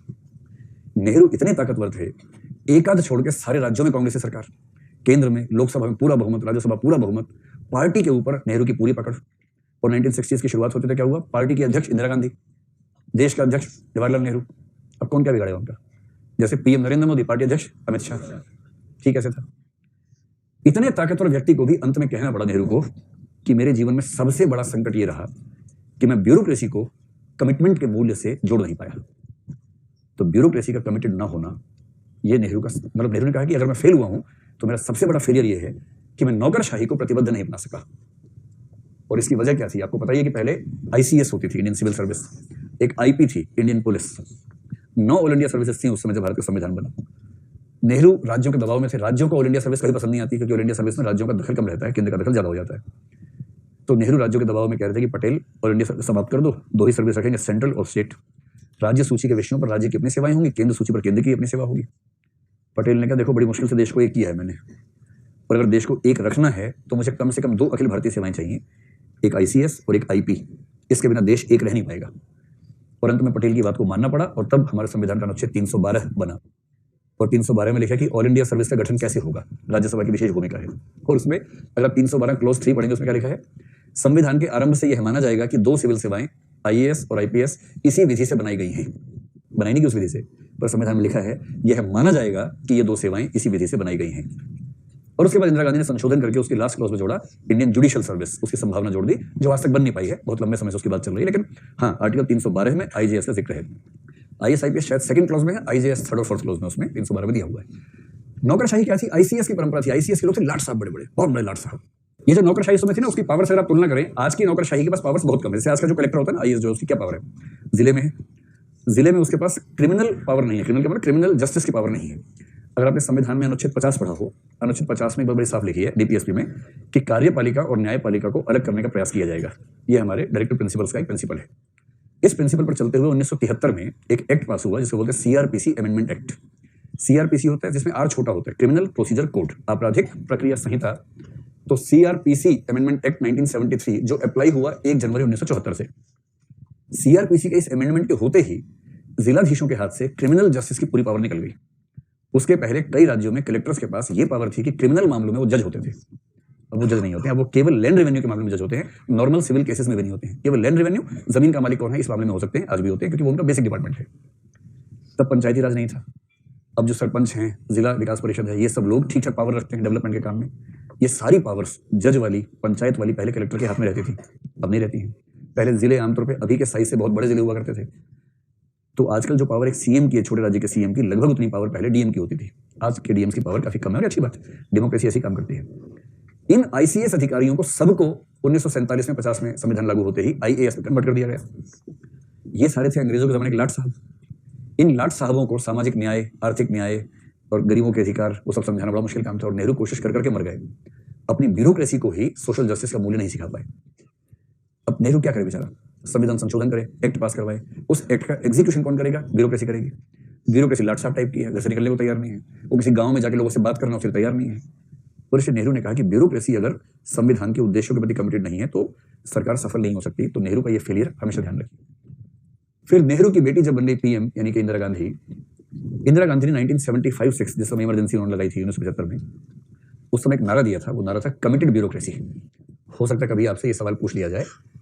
उन्होंने कहा कि ब्यूरोक्रेसी को कमिटेड होना चाहिए, प्रतिबद्ध नौकरशाही, ये उनका नारा था। खूब फजीहत हुई इस नारे की। इसमें मूल सवाल ये उठा कि किसके प्रति कमिटेड हो ब्यूरोक्रेसी। इंदिरा गांधी को उस समय लगने लगा था कि इंदिरा और इंडिया एक ही, खाली आर का ही अंतर है बीच में, बाकी तो सब बराबर ही है। और उनके जो चेले चमचे थे वो बोलते भी थे Indira is India, India is Indira. ऐसे नारे उस समय के लोग लगाया भी करते थे। ज्ञानी जैल सिंह भी ऐसे ही एक व्यक्ति थे जिनको जब राष्ट्रपति का नाम आया कि राष्ट्रपति बनना है आपको, तो बोले मेरी जो नेताजी हैं अगर वो मुझे कहती कि झाड़ू लगानी है तो मैं झाड़ू भी लगाता, पर उनकी महानता है कि उन्होंने कहा कि तुम राष्ट्रपति बन जाओ। ये ऑन रिकॉर्ड स्टेटमेंट है, ऑफ रिकॉर्ड नहीं है, ऑन रिकॉर्ड स्टेटमेंट है। राष्ट्रपतियों का चुनाव आमतौर पर इस तरह से होता है कौन कितना निष्ठावान है प्रधानमंत्री उस व्यक्ति के प्रति।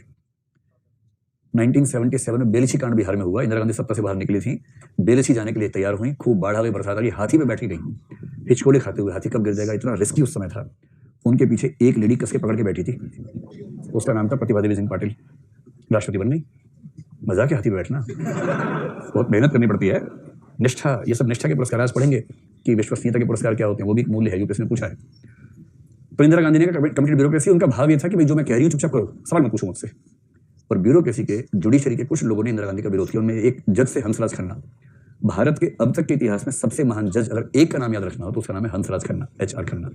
राष्ट्रपति पद का चुनाव लड़ा, काफी वोट मिले किंतु जीत नहीं पाया फाइनली। इमरजेंसी के दौरान इंदिरा गांधी के खिलाफ जजमेंट देने की ताकत एक ही जज ने दिखाई, बाकी सबकी तो रीढ़ है ना, बैठ गई थी उस समय। एक हेबियस कॉर्पस केस बहुत प्रसिद्ध है जिसको एडीएम जबलपुर का मामला कहते हैं, जिसमें प्रश्न ये था कि क्या इमरजेंसी के नाम पर आर्टिकल 21 छीना जा सकता है, जीवन का अधिकार छीना जा सकता है, पर्सनल फ्रीडम का अधिकार छीना जा सकता है। 9 राज्यों के हाई कोर्ट्स ने इंदिरा गांधी का विरोध किया। सारे हाई कोर्ट के जजमेंट्स को सुप्रीम कोर्ट ने मंगवा लिया अपने पास। 5 जजेस की बेंच थी, 5 में से 4 ने कहा कि हाँ राज्य छीन सकता है, एक जज ने कहा कि नहीं छीन सकता, वो थे हंसराज खन्ना। और इसलिए हंसराज खन्ना को चीफ जस्टिस बनना था, उनको लांघ के चीफ जस्टिस बनाया गया किसी और व्यक्ति को। 2 बार ऐसा किया इंदिरा गांधी ने। ऐसे कुछ लोग हुए हैं, ऐसे ब्यूरोक्रेसी में कुछ लोग हुआ करते थे।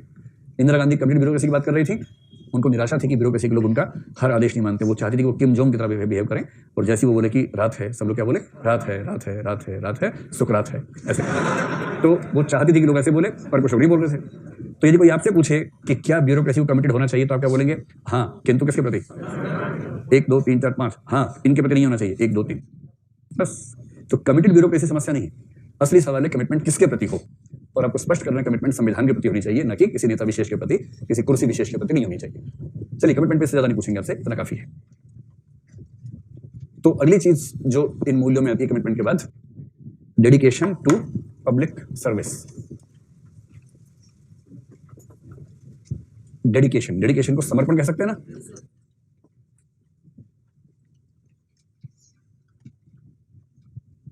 समर्पण, डेडिकेशन यानी समर्पण का भाव, ठीक है। डेडिकेशन क्या है?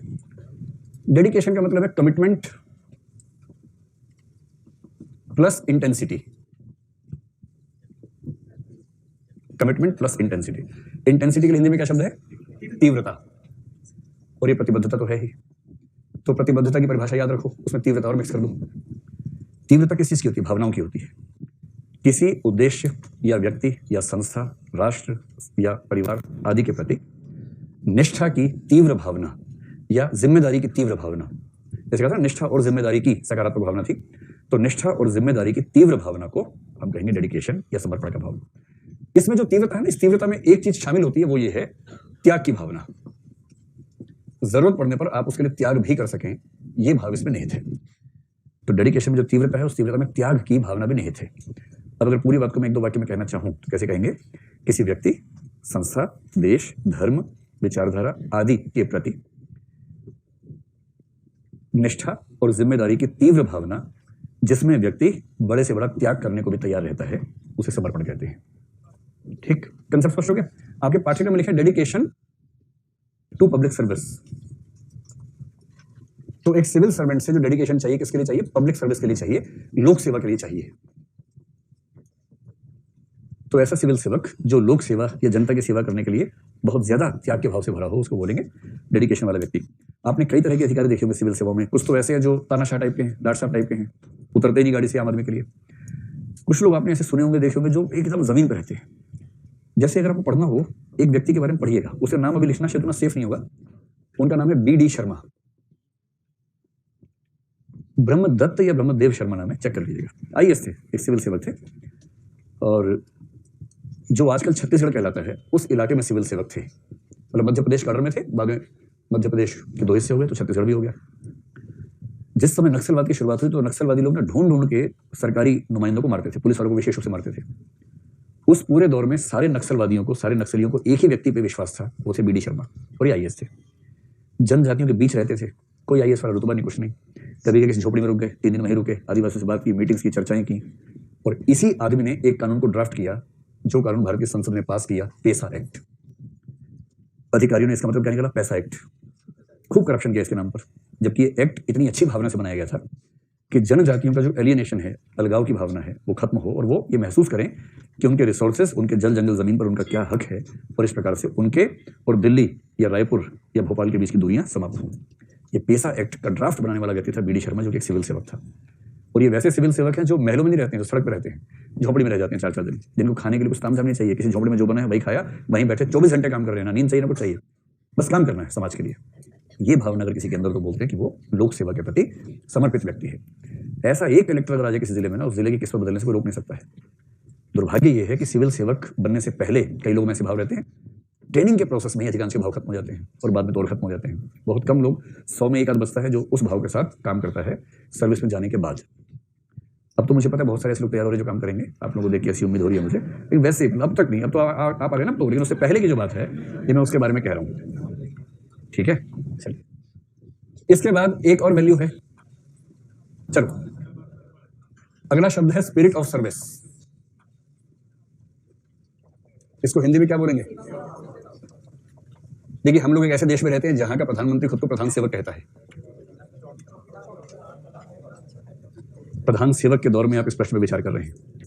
कुछ लोग कहते हैं वो प्रधानमंत्री नहीं, परिधान मंत्री है, क्योंकि उनको नए नए कपड़े पहनने का बहुत शौक है। रोज आज जैकेट का रंग ये हो तो कुर्ते का रंग वो हो, तो उनको वो बड़ा शौक है। होता है, अपना अपना शौक किसी को है। अब आदमी पीएम बनने के बाद अपनी चॉइस से कपड़े भी ना पहन पाए तो फिर क्या फायदा जीवन में संघर्ष करने का? इधर तो होना ही चाहिए। हर व्यक्ति केजरीवाल थोड़ा ना कि कमीज फटी होनी चाहिए, पैंट से बाहर निकली होनी चाहिए, ऐसा थोड़ा ना। वो उसका स्टाइल है, उसका वोट बैंक यही देके वोट देता है। अम्बेडकर कितने पढ़े लिखे और वंचित वर्ग के नेता थे, पर ड्रेसिंग सेंस के मामले में कोट वोट टांग के रखते थे, एकदम बड़ा मतलब नेहरू को टक्कर दे रहे थे ड्रेसिंग सेंस के मामले में, उनकी टक्कर ठीक ठाक थी। और महात्मा गांधी का अलग था, उन्होंने कहा कि ना भाई। तो स्पिरिट ऑफ सर्विस यानी सेवा भावना क्या है? देखो, जब आप सिविल सेवा में जाएंगे तो दो प्रकार की स्पिरिट्स काम करती हैं उसके पीछे। आप में से कुछ लोग सिविल सेवक बनना चाहते हैं अधिकार भाव के लिए, अधिकार भावना, सत्ता भावना, अथॉरिटी, पावर, इसके लिए बनना चाहते हैं, ठीक। और कुछ बनना चाहते हैं इसलिए कि वो सेवा कर सके। सेवा भावना वो चीज है। पहले आप ये समझे कि इन दोनों में अंतर क्या है। और मैं तो कॉन्टिन्यूम अप्रोच वाला आदमी हूं, मैं तो मानता हूं कि अंततः कॉन्टिन्यूम में ही समाधान निकलेगा। तो आपको सिर्फ ये बताना, देखिए मैं ये मान के चल रहा हूं कि आप में से कम 90% व्यक्तियों को ये बात अपील करती होगी कि आईएएस बनने के बाद खूब पावर मिलने वाली है, ठीक है, सामान्य बात है, इसमें कोई दिक्कत नहीं। 99 मान लीजिए, ठीक है, इतने लोगों को अपील करती होगी। 1% ऐसे होंगे जिनको इस बात से कोई खास लगाव नहीं होगा कि पावर मिलती है, ऐसा भी होगा। दूसरा, आप में से कम 50% व्यक्ति ऐसे भी होंगे जिनके मन में ये आता होगा कि आईएएस बनने के बाद समाज के लिए कुछ बढ़िया करना है। मैं 50 बोल रहा हूँ, शायद थोड़ी संख्या मैंने ज्यादा बोल दी, थोड़ी कम निकली हो सकता है, लेकिन हाँ, ये संख्या भी कुछ ना कुछ ठीक ठाक तो होगी ही होगी। तो पहले इसी की वोटिंग करवा लेते हैं। कितने लोग चाहते हैं कि उनको खूब पावर मिले? हाथ खड़ा करें। अथवा की बात नहीं चल रही है, दोनों में भी हाथ खड़ा कर सकते हैं। कितने लोग चाहते हैं कि पावर मिले, उनको ताकत मिले, शक्ति मिले? आप नहीं चाह रहे? नहीं चाह रहे पावर? आप भी नहीं चाह रहे? चाहिए नहीं रहे? मिल जाए तो ठीक है। आप लोग थोड़ा उलझ गए। पावर मिले और पावर न मिले, इसमें से आप कौन सी स्थिति चाह रहे हैं? मिले, सीधी सी बात है। पावर से नफरत तो नहीं है ना भाई? हाँ, तो पावर मिले। आईएएस बनने का क्या मतलब है? पावर तो आप चाह रहे हैं। आपके एक सिग्नेचर से जिले की स्थिति बदल सके तो आप चाह रहे हैं, इसमें काम में दिक्कत है, सब चाह रहे हैं। तो इसमें तो मान के चलो कि आप सब चाह रहे होंगे। अगर आप नहीं चाहते फिर आप शायद इस क्लास में ना होते, फिर आप किसी एनजीओ वाली क्लास में होते कि एनजीओ में काम कैसे करना है। सिविल सेवक बनने का मतलब है कि आप शक्ति चाहते हैं। हाँ, मतलब नेसेसरी नहीं है कि पावर की इच्छा लाट साहब बनने की इच्छा हो, उस तरफ जा सकती है। दूसरा, आप में से कितने लोगों का मन करता है कि मैं समाज के लिए कुछ ऐसा करूं कि बढ़िया फायदा समाज को हो जाए? हाथ खड़ा करें। ये संख्या वही 50% के आसपास जो मैंने अनुमान किया था, उतनी ही है। और बहुत घोर ईमानदारी से बताना अगले सवाल के जवाब, आप में से कितने लोग मानते हैं कि समाज है भाड़ में, हमको तो आईएएस बनना है, अपने लिए खूब एंजॉय करेंगे, समाज से क्या मतलब है, छोड़ो, हाथ खड़ा करो। 1 2 3, संकोच मत कीजिए, 4 5 6 7 8 9 10 11 12 13 14, गुड, 15 हो गए, वेरी गुड। चलो, तो ये बताओ कि एक भावना होगी अधिकार भावना। तो मैं ये कह सकता हूं कि अधिकार भावना तो आप में से लगभग 100 के 100% लोगों में रहती ही है। सामान्य बात है कि मुझे अधिकार मिले। और अधिकार मिले तो अधिकार मिलने के दो मतलब हो सकते हैं कि एक तो अधिकार की इच्छा हो सकती है साध्य के रूप में कि मैं आईएएस इसलिए बनना चाहता हूं कि मैं अधिकार चाहता हूं, और एक हो सकता है कि अधिकार चाहिए इसलिए चाहिए कि अधिकार होगा तो मैं ठीक से काम कर पाऊंगा, वरना कैसे काम करूंगा। तो अधिकार साधन के रूप में चाहिए, साध्य रूप में नहीं चाहिए। तो यदि आपका साध्य अधिकार हासिल करना है तो आप स्पिरिट ऑफ पावर वाले व्यक्ति हैं, रजगुण से भरपूर व्यक्ति हैं, जिसको बोलते हैं ना सत्व रजस तमस 3 गुण मानते हैं, जिसमें रजस गुण ज्यादा होता है, उसमें ये बात ज्यादा होती है। ऐसे लोगों को लाल रंग ज्यादा पसंद होता है। एक पहचान बता रहा हूँ, सिम्टम आप लोगों को सांख्य दर्शन ने बताया है, ठीक है। तो लेकिन अगर आप चाहते हैं कि पावर मिले, लेकिन इसलिए मिले कि उस पावर का यूज मैं कर सकूं, और कर सकूं किस लिए? समाज की सेवा के लिए।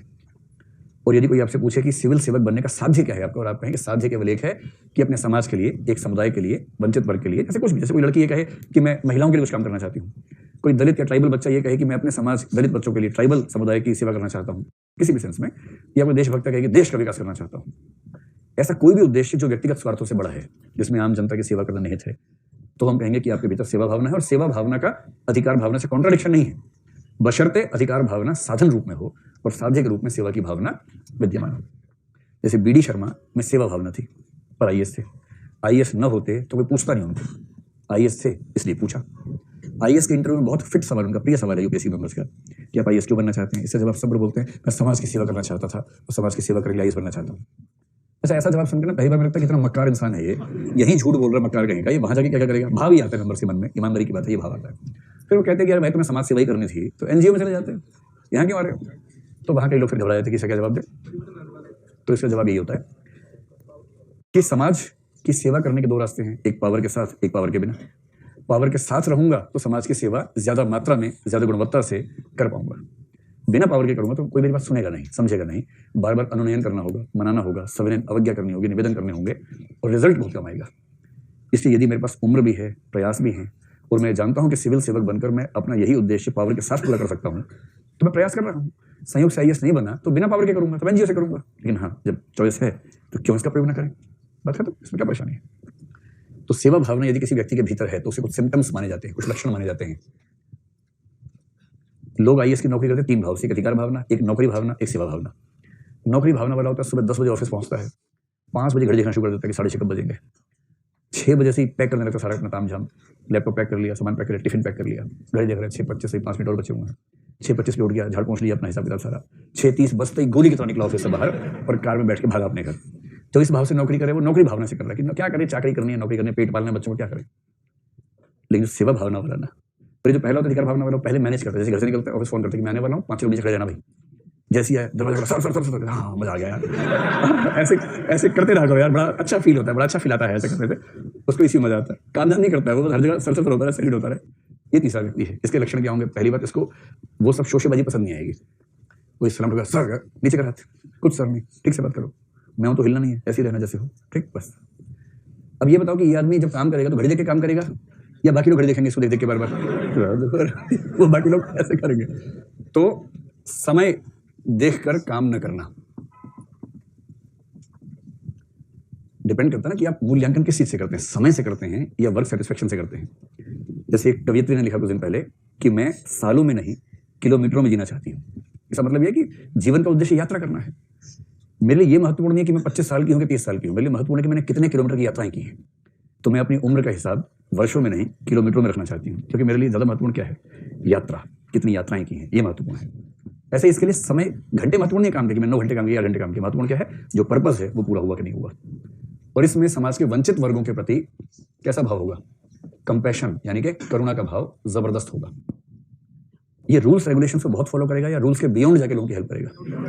तो बियॉन्ड द रूल्स, मतलब रूल्स को तोड़ेगा नहीं, किंतु डिस्क्रिप्शन इतनी होती है कि अब रूल्स को अपने अधिकार के भीतर भी थोड़ा बहुत डाइल्यूट करके लोगों की मदद कर सके। जो व्यक्ति ऐसा करने लगे, समझ लीजिए कि अब वो उस रास्ते पर चल पड़ा है। इसको भी अपने अधिकार पसंद आएंगे, लेकिन इसको उत्तरदायित्व और अधिकार में प्राथमिकता किसको देगा? उत्तरदायित्व को। तो उत्तरदायित्व का महत्व इसके लिए अधिकार से ज्यादा होगा। अधिकार का महत्व अपनी जगह है, लेकिन उत्तरदायित्व का महत्व अधिकार से भी ज्यादा होगा। जिसमें ये सारे भाव आपको दिखने लगे, जो 24 घंटे रात दिन समाज के लिए काम करने के मूड में रहता हो, उस व्यक्ति में स्पिरिट ऑफ सर्विस। और ऐसे व्यक्ति का सिविल सर्वेंट से तो फिर कमाल ही हो जाता है। स्पष्ट हुआ? इससे मिलता जुलता एक मूल्य है करेज ऑफ कन्विक्शन।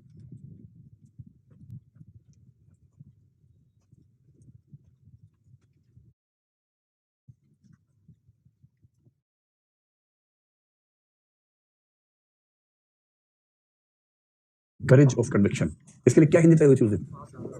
साहसपूर्ण दृढ़ता, विश्वासोत्पन्न साहस भी हो सकता है, ठीक बात है। विश्वास पर टिका साहस, कुछ कुछ ऐसा भाव, कोई एक शब्द अगर मिल जाए तो ले आइएगा, तब तक हम इससे काम चलाते हैं। करेज ऑफ कन्विक्शन यानी कि विश्वास पर टिका साहस। किसका? हाँ हाँ, मुवक्किल भी ठीक है, वो उर्दू में है, सेवार्थी तत्सम हिंदी में है। अच्छा, अभियुक्त ज्यादा ठीक है या आरोपी ज्यादा ठीक है? एक ही बात है। एक हिंदी की इस शैली में है, एक उस शैली में है। एक्यूज्ड, अभियुक्त, आरोपी, एक ही बात है। प्रत्यक्षदर्शी और चश्मदीद, क्या ठीक है? एक ही बात है। चश्मदीद उर्दू में, चश्मदीद गवाह लिखिए, क्या दिक्कत है? कोई दिक्कत नहीं। कठोर कारावास और नहीं, इतना फर्क नहीं पड़ेगा, ऐसे एक दो शब्दों से फर्क नहीं पड़ेगा, ठीक है। कठोर कारावास को क्या बोलेंगे उर्दू में भाई? एक तो है सश्रम कारावास हिंदी में, और उर्दू में क्या होता है उसके लिए? कैद बामशक्कत।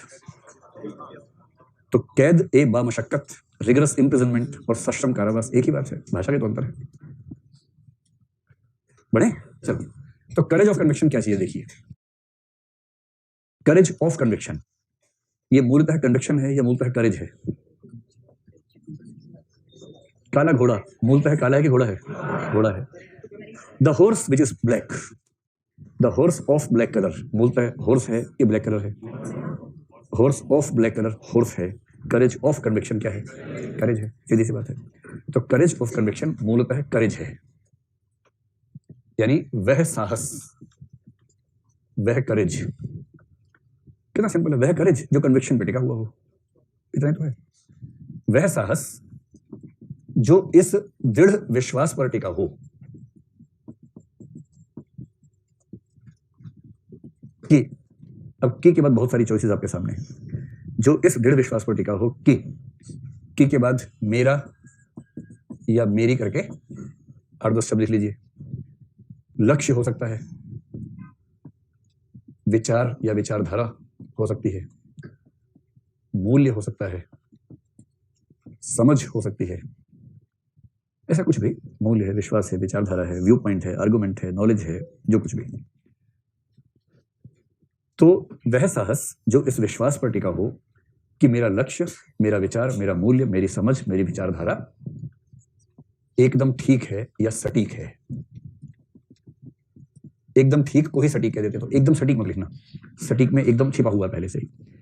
जैसे सबसे बेस्ट फ्रेंड मत बोला कीजिए, है ना, बेस्ट में नहीं था कि सबसे अच्छा है ही, और कई तो बोलते बेस्टेस्ट फ्रेंड है मेरा।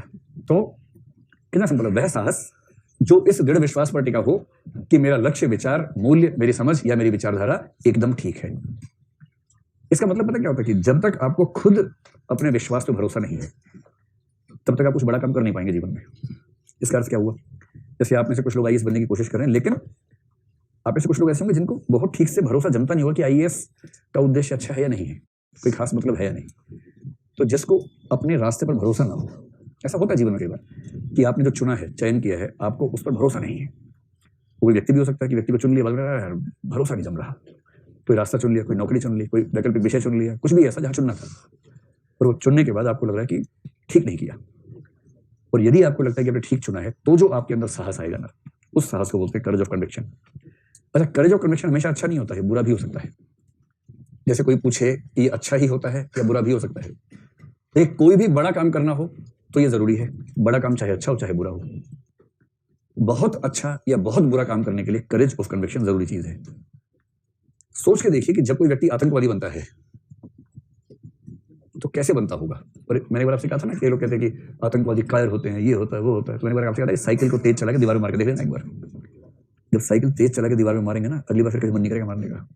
और यदि जोर से लग गई साइकिल और उछल के गिरे दीवार पर, गुम्बे निकली खोपड़ी में एक बार ना, उसके बाद फिर कहीं मन नहीं करेगा। और फिर सोचना उस व्यक्ति के बारे में जिसने बेल्ट बांधी है, अपने हाथ से दबा रहा है, ये जानते हुए कि बेल्ट का बटन दबाते ही उसके परखच्चे उड़ जाएंगे, उसके बाद भी दबा रहा है। साहसी तो है ही भाई। मैं इस अखबार वाले झूठ में हिस्सेदारी नहीं रखूंगा कि आतंकवादी डरपोक और कायर होते हैं। आतंकवादी बहुत साहसी होते हैं, बस उनका साहस गलत दिशा में होता है, डायरेक्शन गलत होती है। साहसी होते हैं, इसमें बात नहीं है। जिन्होंने संसद पे हमला किया 5 लोगों ने, काजू बादाम लेके गए थे और पिस्तौल बंदूक बम लेके गए थे। आप सोचिए, पूरी भारतीय संसद, क्या योजना थी कि लोकसभा के सांसदों को बंधक बना लेंगे? इस पूरे देश के सबसे महत्वपूर्ण 545 व्यक्ति, उनको बंधक बना लेंगे। मतलब उनको बचाने के लिए पूरे देश की सेना भी लग जाएगी, सीधी सी बात है। पुलिस तो छोटी बात है। और 5 लोग बंदूकें लेके, इतना साहस कि हम ऐसा कर देंगे। उनको अच्छे से पता ही होगा कि मौत हमारी होनी है, और ये पता हो कि हमारी मौत होनी है, उसके बाद भी एकदम धूमधाम से चले जाना, ये मजाक तो नहीं है कम से कम। बहुत साहस चाहिए। ये साहस कहाँ से आता है?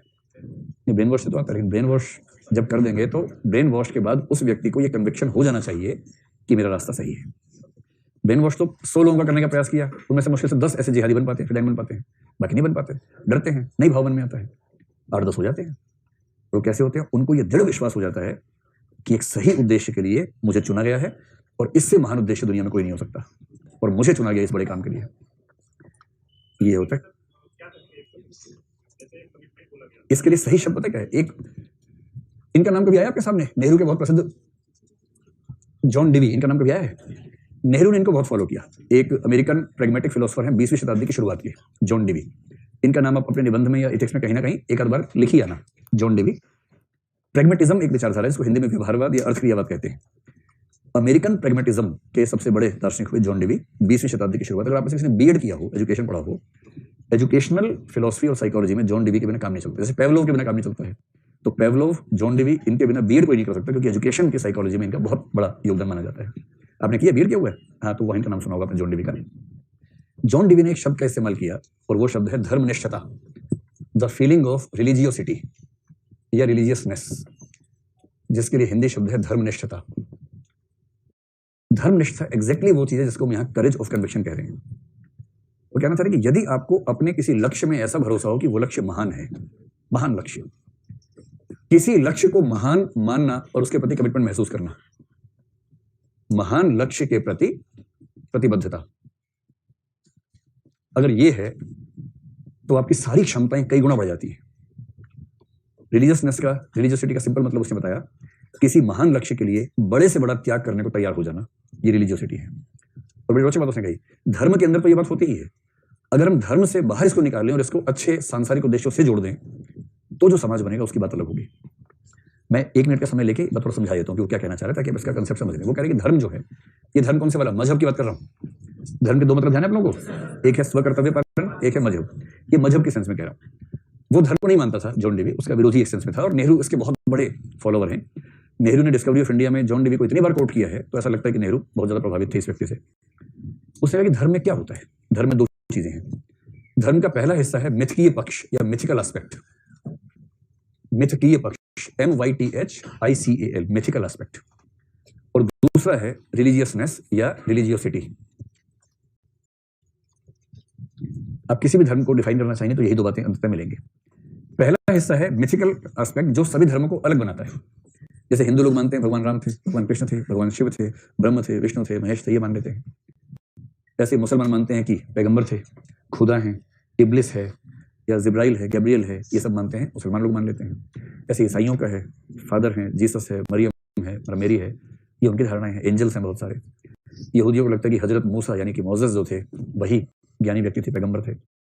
हर धर्म के पास अपनी अपनी कहानियां हैं, अपने प्रतीक हैं, अपने विधि विधान हैं, अपने अनुष्ठान हैं, अपने आडंबर हैं, अपनी पौराणिक कथाएं हैं। तो हर धर्म का वो हिस्सा जो उसके विश्वासों का हिस्सा है, पौराणिक कथाओं आदि का हिस्सा, वो मिथिकल एस्पेक्ट है। लेकिन हर धर्म के भीतर एक खास बात है कि व्यक्ति धर्म के नाम पर बड़े से बड़ा त्याग करने को तैयार हो जाता है। ये बड़ी महान चीज है, इस पर लोग गौर नहीं करते हैं। मतलब मैंने अपने इसी दिल्ली के समाज में बहुत रोचक तथ्य देखा है। आप दिल्ली के लोगों से बोलोगे टैक्स पे करो, देश का हित होगा, टैक्स पे करो, भर जाए, और सवाल बड़े बड़े पूछते हैं, दर्शक बन जाते हैं। देश की सरकार को मैं इतना पैसा देता हूँ, देश की सरकार मेरे लिए क्या करती है, ना स्कूल प्रोवाइड करती है मेरे बच्चों को, ना अच्छे हॉस्पिटल है, ना सड़क है, ना ये है, ना वो है, मैं क्यों टैक्स दूं? तो इसका जवाब है कि इसीलिए दो कि ये सब हो सके। और उनका तर्क है कि क्यों दो? मतलब मैंने अपनी गली मोहल्ले में देखा 1-2 व्यक्ति जो अच्छे खासे समृद्ध लोग हैं, जब जब किसी सामाजिक कार्य के लिए फंड इकट्ठा करने की बात है, उनसे चवन्नी निकलवाना मुश्किल हो जाता है। चवन्नी भी नहीं निकालते हैं कि नहीं जी ये क्या क्या क्या जरूरत है इसकी, इसके बिना काम तो चल रहा है हमारा। ये समाज के हित में है, सबके फायदे में है। और उस जिस व्यक्ति को दिमाग में रख के बात कर रहा हूँ उसकी कहानी बता रहा हूँ, जो समाज के हित में एक पैसा नहीं निकालता, तभी क्या हुआ, एक मंदिर बनने की योजना बनी और फिर सब लोग सबके घर जाने लगे कि जी मंदिर बनाना है, ये मूर्तियां लगेंगी, ये ऐसे होगा, ये ऐसे होगा, कुछ फंड दीजिए। उस व्यक्ति ने 11 लाख रुपए का डोनेशन दिया मंदिर के लिए, और जिद के साथ कि ये वाली मूर्ति मैं स्थापित करवाऊंगा, ये वाले भगवान की और ये वाले भगवान की मूर्ति मैं स्थापित करवाऊंगा। तो ठीक है, भी करवा दो। और उसे जरा भी तनाव नहीं इस बात का, उसको बस ये चाहिए कि सबको ये पता लगे कि ये मूर्ति मैंने स्थापित करवाई है, तो धर्म का काम है। तो जो आदमी 11 रुपए खर्च नहीं कर सकता, वो धर्म के नाम पे 11 लाख करने को तैयार हो जाता है। ये जो भावना है ना कि मैं धर्म के लिए कुछ कर रहा हूं, तो एक महान लक्ष्य के लिए कुछ कर रहा हूं, और महान लक्ष्य के लिए त्याग करना पड़े तो मैं त्याग करने को तैयार हूं, ये जो भावना है ये दुनिया के हर धर्म में है, और धार्मिक व्यक्तियों में अलग अलग इंटेंसिटी के साथ ये भावना पाई जाती है। उसी में कोई बन जाता है ओसामा बिन लादेन, जिसके अंदर ये भावना अनकंट्रोल्ड हो जाती है। जवाहिरी बन जाता है, अनकंट्रोल्ड है। ऐसे कुछ हिंदू भी होंगे जिनमें अनकंट्रोल्ड है, जो हिसाब बराबर करने के मूड में घूम रहे हैं गली गली में। कुछ सिखों में है, जब पंजाब में आतंकवाद था ऐसे कई लोग थे उस समय ऐसी बात करते थे। अब जॉन डेवी क्या कह रहा है, धर्म बुरा नहीं है, एक बहुत महान भावना एक बहुत गलत चीज के साथ एसोसिएट हो गई है। और अगर हम इतना कर लें कि रिलीजियसनेस या रिलीजियसिटी को सांसारिक उद्देश्यों से जोड़ सके, सांसारिक बेहतरी के उद्देश्यों से जोड़ सकें अगर, तो कमाल हो जाएगा। तब लोग बहुत गहरे समर्पण की भावना से समाज के हित में काम करेंगे, जो अभी धर्म के लिए काम करते हैं। और ये जो कन्विक्शन है, करेज ऑफ कन्विक्शन है, अगर इसका संबंध सांसारिक या सामाजिक उद्देश्यों से हो जाएगा तो आप समझ सकते हैं कि बहुत बड़ा कमाल हो सकता है। अब आप समझ पा रहे हैं कि इसका क्या भाव है जॉन डेवी का। जैसे ये चीज दिमाग से हट जाए, मिथिकल एस्पेक्ट, और आपने इसी व्यक्ति को यह समझा दिया कि भैया देखो, यदि तुमने पर्यावरण के लिए कुछ बड़ा काम किया तो भगवान खुश होंगे तुमसे, उसके मन में बिठा दीजिए इस बात को। अब पर्यावरण के प्रति इसके अंदर जिहादीपन आ जाएगा। पहले जिहादीपन किसको लेके, मजहब को लेके, अब पर्यावरण को लेके आ गया। और ये आदमी जिंदगी भर में 20-25 हजार पेड़ लगा दिए, सारे पेड़ का ध्यान रख रहे हैं, पॉलिथीन वालों को धमका रहा है, हर जगह गली गली घूम के बंदूक लेकर पॉलिथीन गोली मार दूंगा, वापस आओ। लोग डर गए कि भाई पॉलिथीन पे गोली पहली बार चली दुनिया में, पॉलिथीन का इस्तेमाल बंद हो गया। अगर ऐसे कुछ व्यक्ति समाज में हो जो सामाजिक उद्देश्यों को उसी धार्मिक स्तर पर जीते हों जो उनके जीवन का सार बन सकता है, तो जो अंतर आएगा उसकी बात जॉन डेवी ने बहुत की है, और ये बात नेहरू ने उनसे सीखी और खूब इसको कोट भी किया है। चलिए, तो करेज ऑफ कन्विक्शन क्या है? ये भरोसा कि मैं ठीक हूं, इससे जो साहस आता है, और ये साहस बुरे व्यक्तियों में भी आ सकता है, क्योंकि आतंकवादी को पूरा भरोसा होता है कि वो ठीक है, उसे कोई संदेह नहीं होता, उसे जरा भी डाउट नहीं होता कि वो गलत है, इसलिए वो पूरे आत्मविश्वास से बात करता है। गोडसे को पूरा विश्वास था कि वो ठीक है, उसके तर्क पढ़ के देखिए, उसकी स्पीच पढ़ के देखिए, उसको जरा भी गिल्ट नहीं है, उसको जरा, मतलब ये है, वो कह रहा है कि मुझे इस बात का दुख है कि मुझे इनकी हत्या करनी पड़ी, मैं बेसिकली हत्या करने वाला व्यक्ति नहीं हूं, मेरी ऐसी चेतना नहीं है, पर मेरे लिए, मतलब उसके हिसाब से, पर मेरे लिए अपने देश को बचाने का कोई रास्ता था नहीं, वो इस लेवल बात कर रहा है। ये करेज ऑफ कन्विक्शन है, ये कन्विक्शन कि देश का हित वही है जो मैं सोचता हूं, और ये व्यक्ति देश के हित में बाधक है, इसको मारकर ही देश का हित होगा, इस कन्विक्शन से उसने महात्मा गांधी की हत्या कर दी। इसलिए कोई आतंकवादी हो, कोई हत्यारा हो, कोई भी ऐसा व्यक्ति जो किसी बड़े से गलत काम करेगा, उसके पीछे ये करेज ऑफ कन्विक्शन, जो वैचारिक अपराध होते हैं, विचारधारा पेटे के अपराध हैं, वो सारे के सारे अपराध इसी से होते हैं। जैसे डकैती विचारधारा पेटे का अपराध नहीं है, पर नक्सलवाद विचारधारा पेटे का अपराध है। तो जो भी अपराध विचारधारा पर टिके हुए अपराध हैं, वो सारे के सारे करेज ऑफ कन्विक्शन से ही पैदा होते हैं, जिनमें आतंकवाद, नक्सलवाद, जीनोसाइड, ये सब चीजें आती हैं। हिटलर को क्या अपनी समझ पे जरा भी डाउट था? नहीं था, जीनोसाइड कर दिया। अब सीएए चल रहा है इस समय, आप किसी बुद्धिजीवी को पढ़ेंगे, सुनेंगे, जो लेफ्ट वाला होगा वो 50 कमियां बता देगा। इधर अमित शाह का इंटरव्यू आज तक भी हो रहा था, किसी पे हो रहा था, कल यूट्यूब पे किसी ने भेजा मेरे पास, आज तक भी था, जिस पे भी था, तो 10 मिनट की क्लिप किसी ने भेजी मेरे पास, कल मैंने देखी। उनको भी करेज ऑफ कन्विक्शन तो नहीं है। पत्रकार पूछ रहे कि इसमें तो ये हो जाएगा, वो हो जाएगा, उनका जवाब, उनको इस बात से फर्क ही नहीं पड़ रहा कि लोग क्या समझते हैं, उनको कन्विक्शन है कि मैं ठीक कर रहा हूं। ये जो कन्विक्शन से करे जाता है, अच्छा भी होता है, बुरा भी होता है। अच्छा कैसे होता है? भगत सिंह कैसे बनेगा? अगर आपको बनना है क्रांतिकारी, या किसी को बनाना है क्रांतिकारी देश के हित में, तो वो करेज ऑफ कन्विक्शन से ही बन सकता है, उसके बिना नहीं बन सकता। इसी प्रकार यदि किसी व्यक्ति को घोर ईमानदार बनना है, श्रीधरन जैसा या भूरेलाल जैसा, ऐसे कई लोग हैं, खेमका जैसा, उसके लिए जो करेज चाहिए ना, वो करेज वहीं से आएगा कि मैं एकदम ठीक हूं, दुनिया गलत है, मैं एकदम ठीक हूं। ये कन्विक्शन जो है, तो बहुत ईमानदार सिविल सेवक हजारों आलोचनाओं को, हजारों रिश्तेदारों की सलाहों को कि यार सब कमा रहे हैं, तुम भी कमा लो, उन सबसे वही लड़ पाएगा जिसके अंदर करेज ऑफ कन्विक्शन बहुत ज्यादा होगा। और कोई भी सामाजिक कर्मी जो समाज के लिए कुछ भी बड़ा काम करना चाहता है, चाहे वो कैलाश सत्यार्थी हो, अन्ना हजारे हो, इन सबके लिए ठीक ठाक करेज ऑफ कन्विक्शन चाहिए। बात समझ में आ रही? अभी फिलहाल आपको आईएएस बनने के लिए सबसे पहले ये कन्विक्शन चाहिए कि आईएएस का उद्देश्य बहुत महान है, और आप आईएएस बनकर वे कुछ महान कार्य कर सकते हैं जो अन्यथा नहीं कर पाएंगे। और ये कन्विक्शन जितना गहरा होगा, आपके सफल होने की संभावना उतनी ही बढ़ेगी। ये कुछ मूल्य समाप्त हुए। अब यदि कोई आपसे पूछे, अच्छा करेज ऑफ कन्विक्शन के 2 एग्जांपल मुझे तुरंत याद आ रहे हैं भारतीय समाज के। एक महिला का नाम है नीलम कटारा। आप में से कितने लोग जानते हैं इस महिला को, या उसका नाम सुना हो? हाथ खड़ा करें। कोई नहीं जानता, कोई बात नहीं, मैं भी आपको बताता हूँ। एक और महिला है जिसका नाम मुझे नहीं पता, पर यह पता है कि उसकी बेटी कौन थी, उसको बोलेंगे निर्भया की मां। मुझे उनका नाम नहीं पता, जो भी नाम हो। निर्भया का नाम भी निर्भया तो नहीं था, लेकिन निर्भया प्रचलन में है तो उसी का इस्तेमाल करें। निर्भया की मालिक, इस बात को मेरे ख्याल 7 साल हो गए हैं, 2012 का प्रसंग है ना ये, 7 साल हो गए। इसी समय शायद दिसंबर की बात थी, 16-17 के आसपास। 7 साल से वो महिला लगातार संघर्ष कर रही है अपनी बेटी, मृत बेटी को न्याय दिलवाने के लिए। किसी भी कोर्ट में कोई भी तारीख हो, हमेशा वहां पहुंच जाती है। अभी सुप्रीम कोर्ट में भी थी, जिस दिन सुप्रीम कोर्ट ने खारिज किया, फिर डेथ वारंट नहीं मिल पाया तो उस दिन फूट के रोई कि डेथ वारंट नहीं मिला। जनवरी 1 वीक तक निकल गई है। इतने लंबे समय तक वही व्यक्ति संघर्ष कर सकता है जिसके अंदर बहुत गहराई से ये बात बैठी हो कि मुझे लड़ना है सत्य के पक्ष में। दूसरा केस नीलम कटारा, जो और महत्वपूर्ण केस है। निर्भया की मां को यह भय नहीं है कि जिनके खिलाफ वो लड़ रही है वो बहुत ताकतवर लोग हैं, ये भय नहीं है, क्योंकि जिनसे वो लड़ रही है वो सारे बस कंडक्टर टाइप के लोग हैं। उनके पास न पैसे की ताकत है, न वकीलों की ताकत है, न प्रशासन शासन की ताकत है। उनसे लड़ना आसान काम है, बहुत मुश्किल नहीं है। वो तो जेल के अंदर है तो कुछ बिगाड़ नहीं सकते हैं। नीलम कटारा एक ऐसी महिला है जिसके बेटे, नीलम कटारा के पति आईएएस थे, जॉइंट सेक्रेटरी थे भारत सरकार में। इनका एक बेटा था नीतीश, उसका नाम था नीतीश कटारा। अब शायद आपको ध्यान आ रहा होगा, नीतीश कटारा को प्रेम हो गया डीपी यादव की बेटी से। ठीक, डीपी यादव उत्तर प्रदेश के बाहुबली हैं, और डीपी यादव का एक बेटा है विकास यादव, जो उस दिन मनु शर्मा के साथ था जब जेसिका की हत्या हुई। उस 5-6 लोगों के ग्रुप में वो भी साथ में था। और विकास यादव को यह पता लगा कि मेरी बहन से कोई प्रेम करता है। सामंतों को यह बर्दाश्त नहीं होता कि उनकी बहन से कोई प्रेम करे, जबकि वो किसी की बहन से कर रहे होते हैं प्रेम, लेकिन कोई सामंत ये बर्दाश्त नहीं कर पाता कि मेरी बहन से कोई कैसे प्यार कर सकता है। तो नीतीश कटारा ने अपनी बहन को समझाया, तो बहन नहीं समझी, उसको मोहब्बत में थी, उसने कहा मेरा सच्चा प्यार है। तो नीतीश ने कहा ठीक है भाई, देख लेते हैं। विकास ने कहा देख लेते हैं। फिर एक दिन एक शादी थी किसी बैचमेट की, जिसमें दोनों लोग गए हुए थे, नीतीश कटारा भी गया हुआ था और वो डीपी यादव की बेटी, मुझे नाम ध्यान नहीं, वो भी वहां पर थी। तो ये भाई साहब पहुंचे पीछे से, अपने कजन को साथ में लेके गए, उससे बात की, गाड़ी में बिठाया, उसको ले गए, उसका मर्डर कर दिया। एकदम कोल्ड ब्लडेड मर्डर जिसको बोलते हैं ना, वैसा मर्डर किया। अब वो अपने घर नहीं पहुंचा तो पेरेंट्स चिंता हुई। फादर जॉइंट सेक्रेटरी, जो कि बहुत ताकतवर पद होता है, पर डीपी यादव से लड़े इतनी ताकत जॉइंट सेक्रेटरी भी महसूस नहीं कर रहे थे। लेकिन उस लड़के की मां ने ठान लिया कि चाहे सामने कोई भी आ जाए, छोड़ूंगी नहीं मैं उसे। इस बीच में उसके पति की मौत भी हो गई, जो आईएएस से। सिंगल हैंडेडली उसने एक एक वकील से बात करके 7-8-10 साल जो भी लगे, एक एक दिन सुनवाई पे गई। और ध्यान रखना है, उसके सामने डीपी यादव था, कंडक्टर नहीं था कोई बस का। और डीपी यादव के स्तर के व्यक्ति के लिए एक आध मर्डर करवाना कोई खास बात नहीं है। अपने बेटे को बचाने के लिए छोटी मोटी बात है, कर सकता है। कई धमकियां मिली, पर वो औरत इस मूड में थी कि जान से मारने मार दो, मैं जिंदा नहीं रह सकती सिचुएशन में। अगर मैं जिंदा हूं तो न्याय लेके रहूंगी, जान से मारने मार दो मुझे। और अंततः उस मामले में विकास यादव को उम्र कैद हुई। सुप्रीम कोर्ट मामला गया, सुप्रीम कोर्ट में रिव्यू पिटीशन मिलेगी, हर मामले में खड़ी रही जब तक सजा नहीं मिल गई, पीछे नहीं हटी। और अब जब उसका पति मर चुका है, बेटा मर चुका है, अब उसने एक एनजीओ में काम करना शुरू कर दिया। ऐसे ही मामलों में जहां कोई अपराध हुआ हो और न्याय न मिल पा रहा हो, उन मामलों में वो इंटरवीन करती है। इसको बोलते हैं करेज ऑफ कन्विक्शन। इतना साहस अंदर आ जाता है कि अब चाहे सर फूटे या माथा, अब डरना नहीं है। अब तो ठान लिया, मरेंगे तो मरेंगे पर छोड़ेंगे नहीं, ये भाव। और ऐसा भाव अगर बन जाए स्थायी भाव, तो व्यक्ति का नाम हो जाता है कबीरदास। वो एक ऐसा आदमी है, वो सुबह से रात तक यही लेके चलता है अपने घर से बाहर। इतना करेज कैसे किसी में आएगा जितना करेज उस आदमी के अंदर था। समझ गए भाई, करेज ऑफ कन्विक्शन क्या होता है? विश्वास पर टिका हुआ साहस।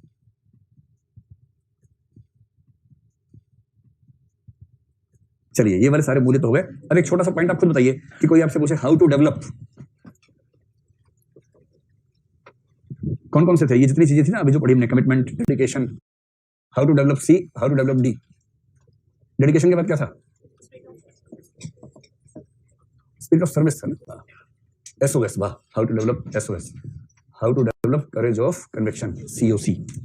इनमें से कुछ भी आ जाए, वही 3-4 बातें लिखनी है जो वैसे भी आप लिखते ही हैं। कैसे डेवलप कर लेंगे इन सबको?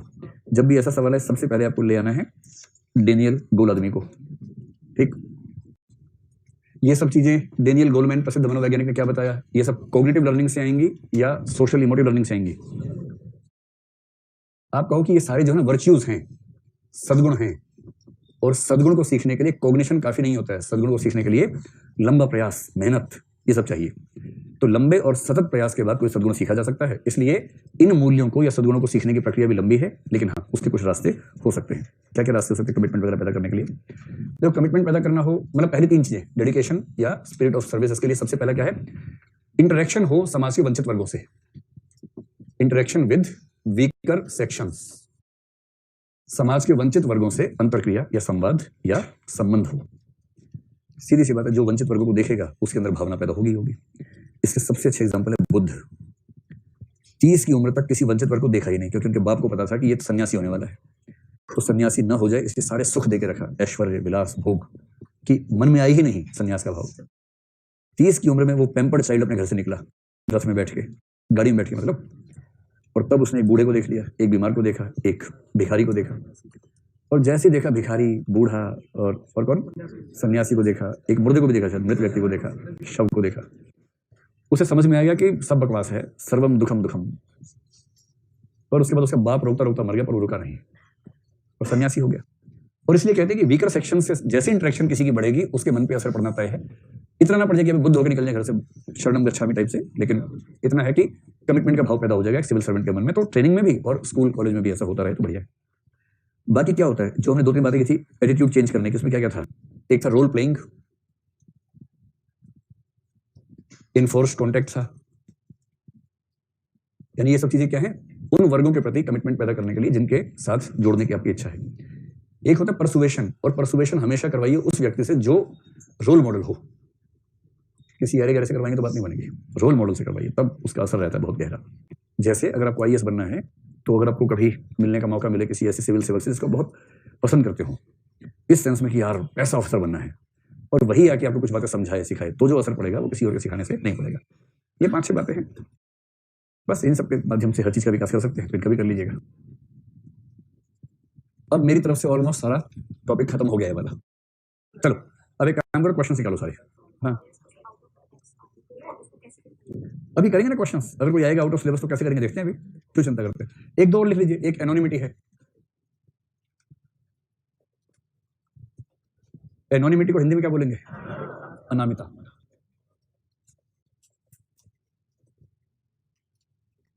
अनामिता। तो 2-4 मोटी मोटी बातें क्या है। एक तो ये कि ये क्या है, दूसरी बात ये क्यों है, यानी कि सिविल सेवाओं के लिए इसको क्यों महत्वपूर्ण माना जाता है। ये पर्सनल लाइफ की वैल्यू नहीं है, ये सिविल सर्विसेज की वैल्यू है सिर्फ। और तीसरा कोई पूछ सकता है कि वर्तमान स्थिति क्या है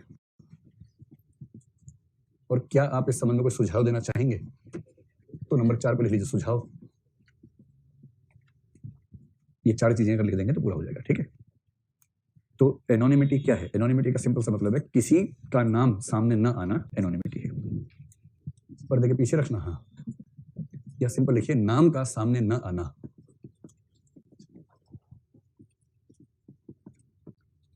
इसका सबसे पहला उदाहरण जीवन में क्या आता है? आपका आज्ञाकारी शिष्य क ख ग। स्कूल की एप्लीकेशन में सिखाते हैं, एक तो आज्ञाकारी सिखाते हैं क ख ग, है ना। आप बता सकते हैं कि स्कूल में जब पत्र लिखना सिखाते हैं तो जानबूझ के क ख ग सिखाते हैं ताकि बच्चा समझ पाए कि किसी का भी नाम हो सकता है और नाम का वहां पर इतना महत्व नहीं है, तो चाहे तो जिक्र कर दें। तो नामहीनता या एनोनिमिटी है नाम का सामने न आना। और ये सिविल सेवाओं में एक मूल्य माना गया है कि जब भी कोई सिविल सेवक काम करे, इस भावना से काम करे कि उसके नाम का महत्व नहीं है, महत्व काम का है। तो सिविल सर्विस में इसका मतलब है कि जो महत्व है वो काम का होना चाहिए, न कि नाम का। नाम में क्या रखा है, what's there in the name. तो सिविल सेवा का मूल्य है कि महत्व काम का हो, नाम का नहीं। तो इस मूल्य को बोलते हैं एनोनिमिटी। और ये मूल्य प्रायः दुनिया भर में सभी सिविल सेवाओं में माना गया है, और मैक्स वेबर ने जो वैल्यू सिस्टम डेवलप किया उसमें भी ये मूल्य माना गया है। अब कोई अगर आपसे पूछे कि ऐसा क्यों है, मतलब सरकार को इस बात से क्या दिक्कत है कि लोग का नाम सामने आए, कोई सिविल सर्वेंट है, हीरो बन जाए, स्टार बन जाए, इसमें क्या दिक्कत है, बनने दीजिए।